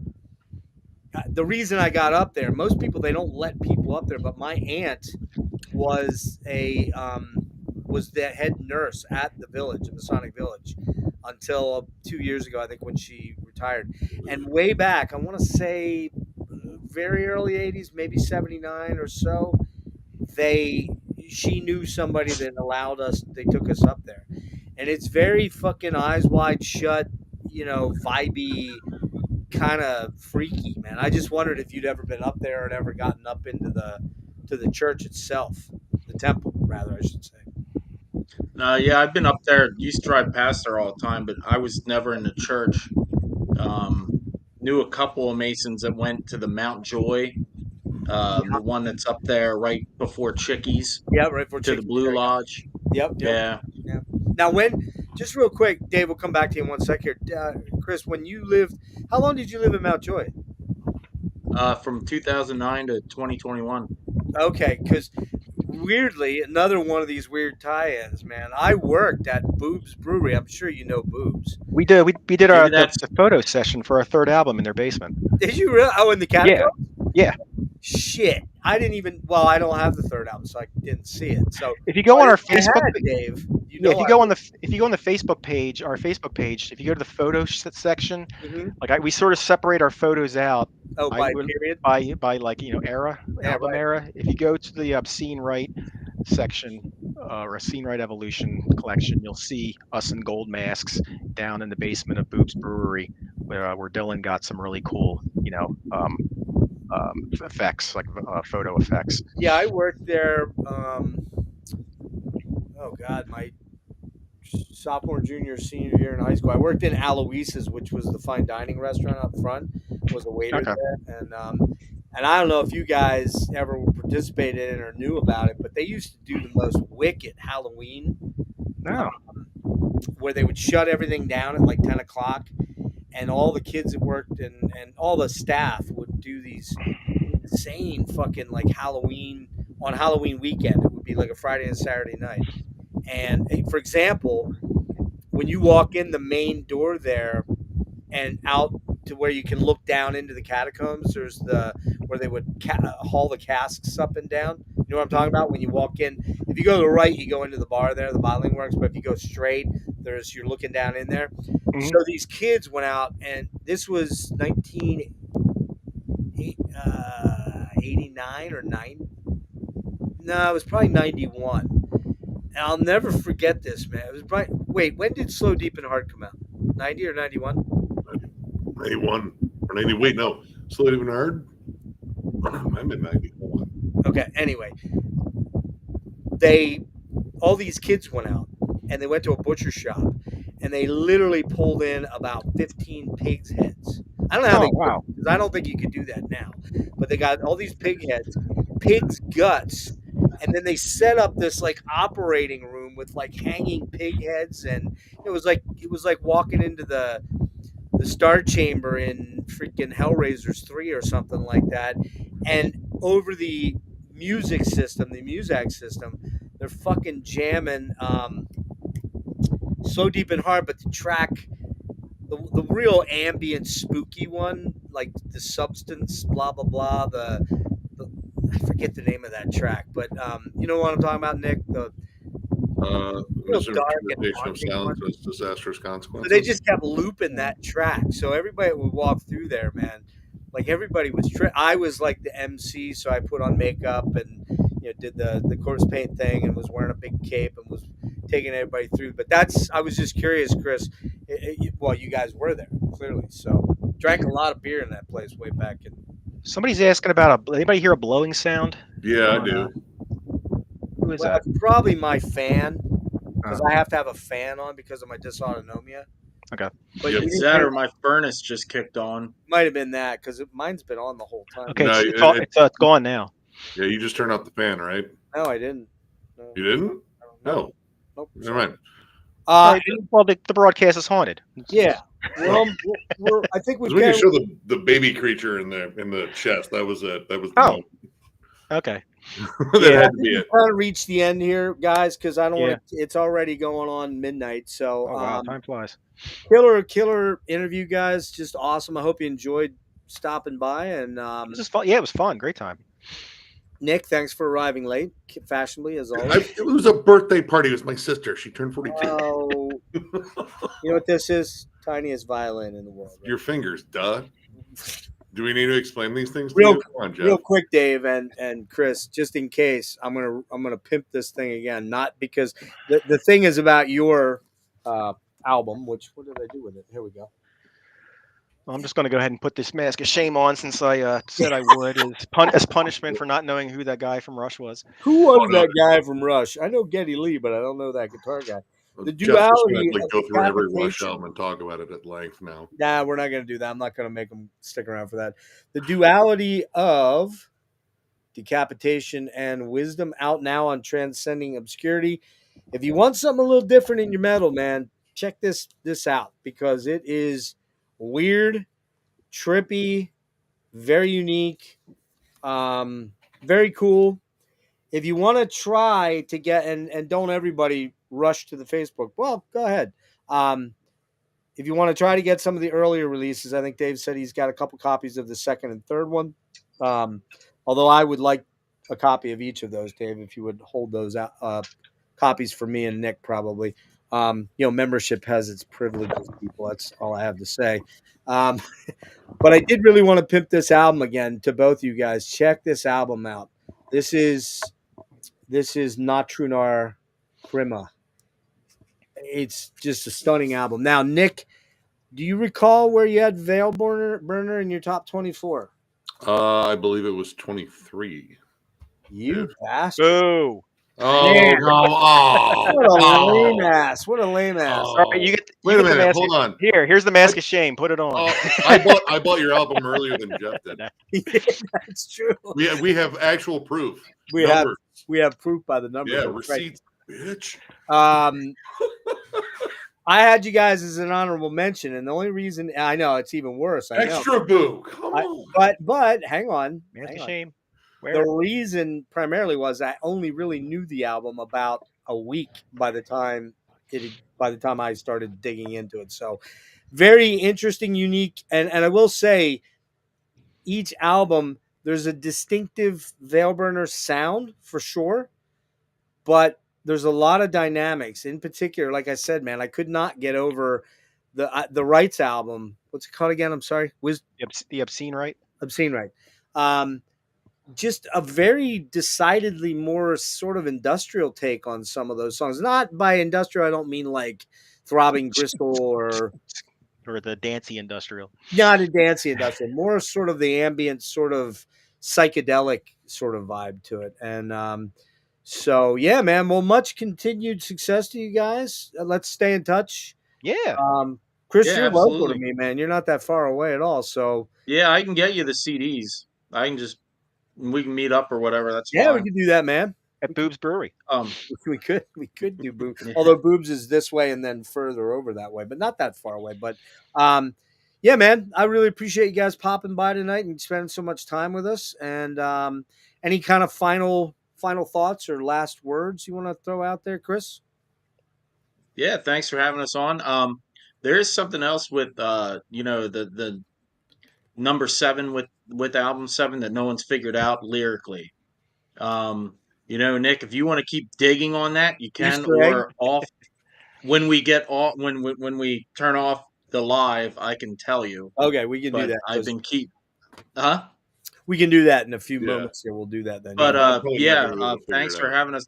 What's that? Because I'm probably not going to be able to figure it out. He's way too he's way too stupid for that. Trust me, I've known this guy for a They while. don't know. But no, we appreciate the time.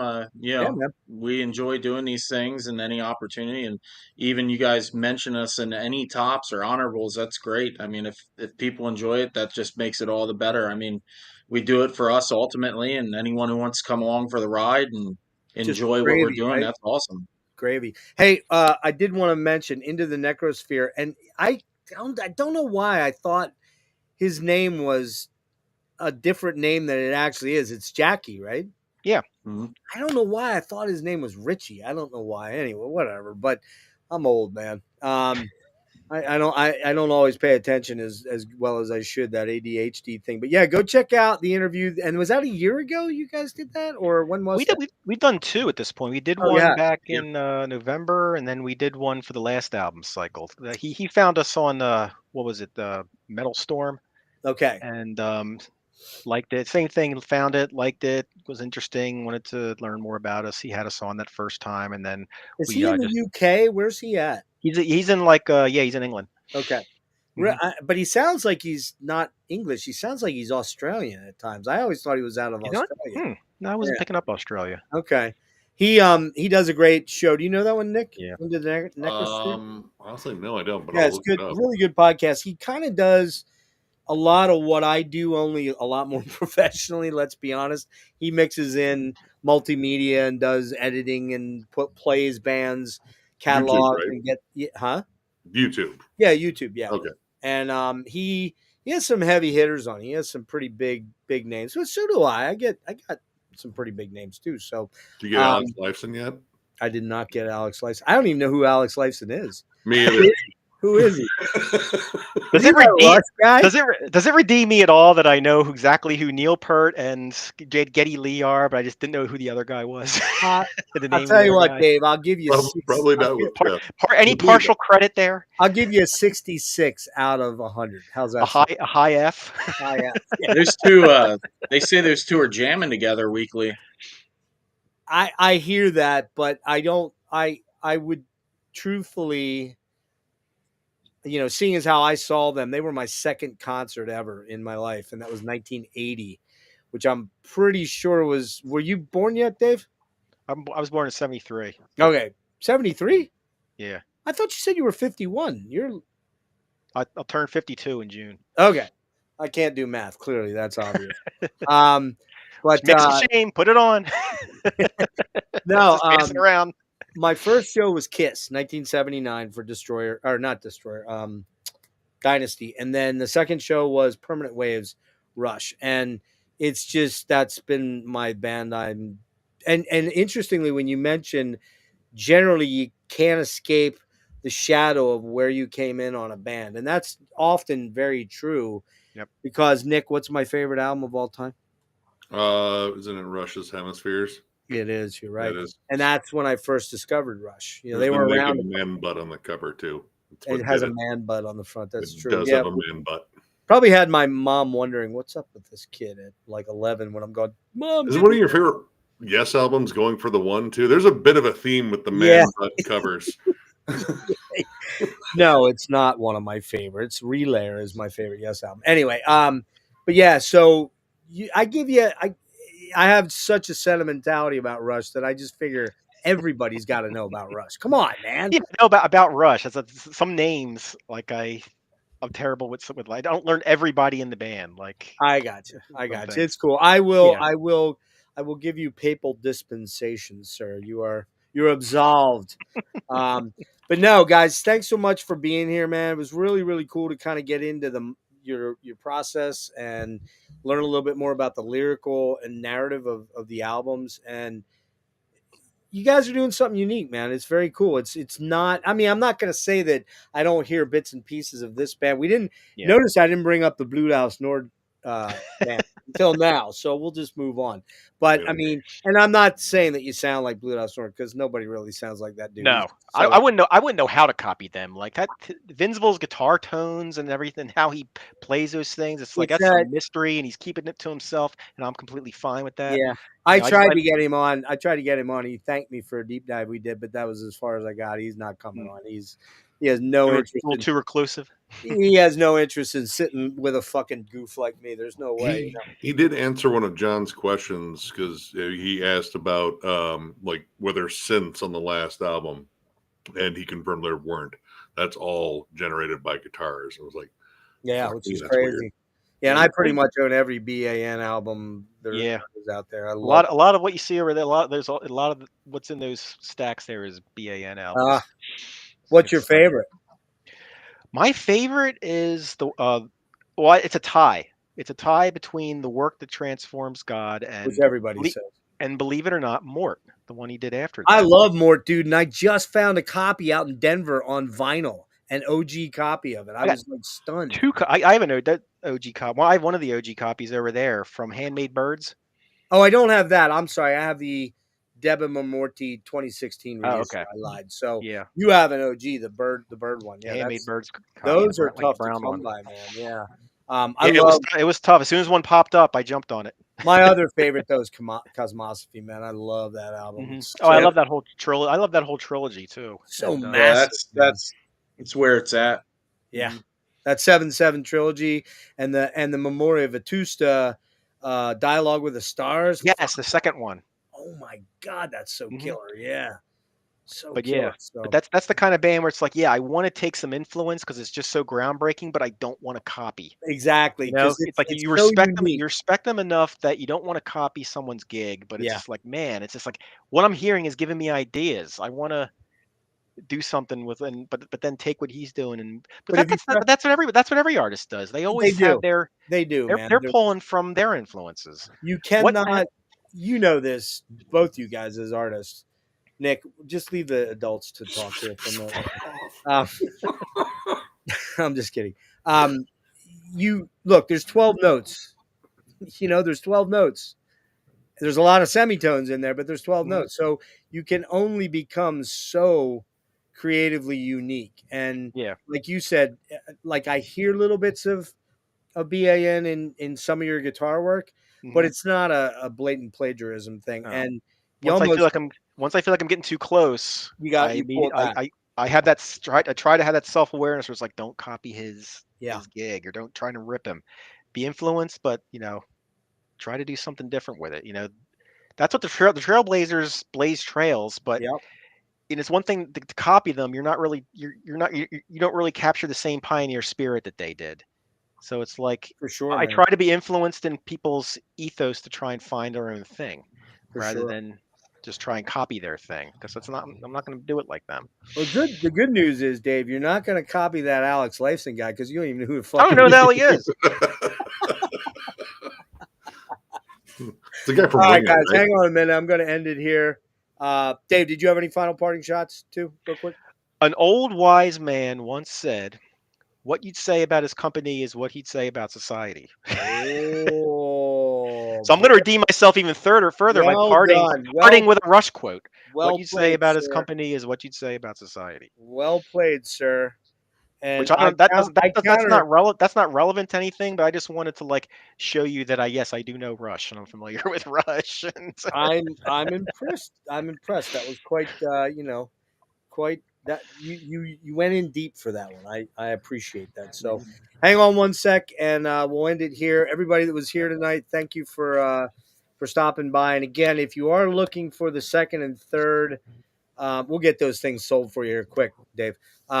Or Chris too, because you both have copies. Is that what you're implying? I have the copies. So if you send it to my email, I'm just sending a message to our email address, burningtheveil@gmail.com. Let me know if you want one, and we'll see if we can get rid of the rest of them. That'd be good. No collecting dust on the shelf there. So appreciate you guys being here, Nick. It was a thing. I don't know. You appreciate it. You loved it. You want to talk about it more? we can talk about it more. You missed me. I'm going to end here. Hang on, guys. Just stick around for a minute. I'm going to end it right here, okay? Peace out, everybody. Remember, Wednesday, 12:45 p.m., Jonathan's in Sweden, so that's why it's a daytime thing. Jonathan Holton from Tribulation is going to be in. And I think I have it planned to do my not my deep dive, but my collection update tomorrow. But I think I'm going to hold off till Monday because I think I have a couple more things that are going to pop in the mail on Monday afternoon that I'd like to show. It's going to be a long one. Strap in. It's probably going to be at least 2 hours, man. I got a metric fuck ton of shit to show.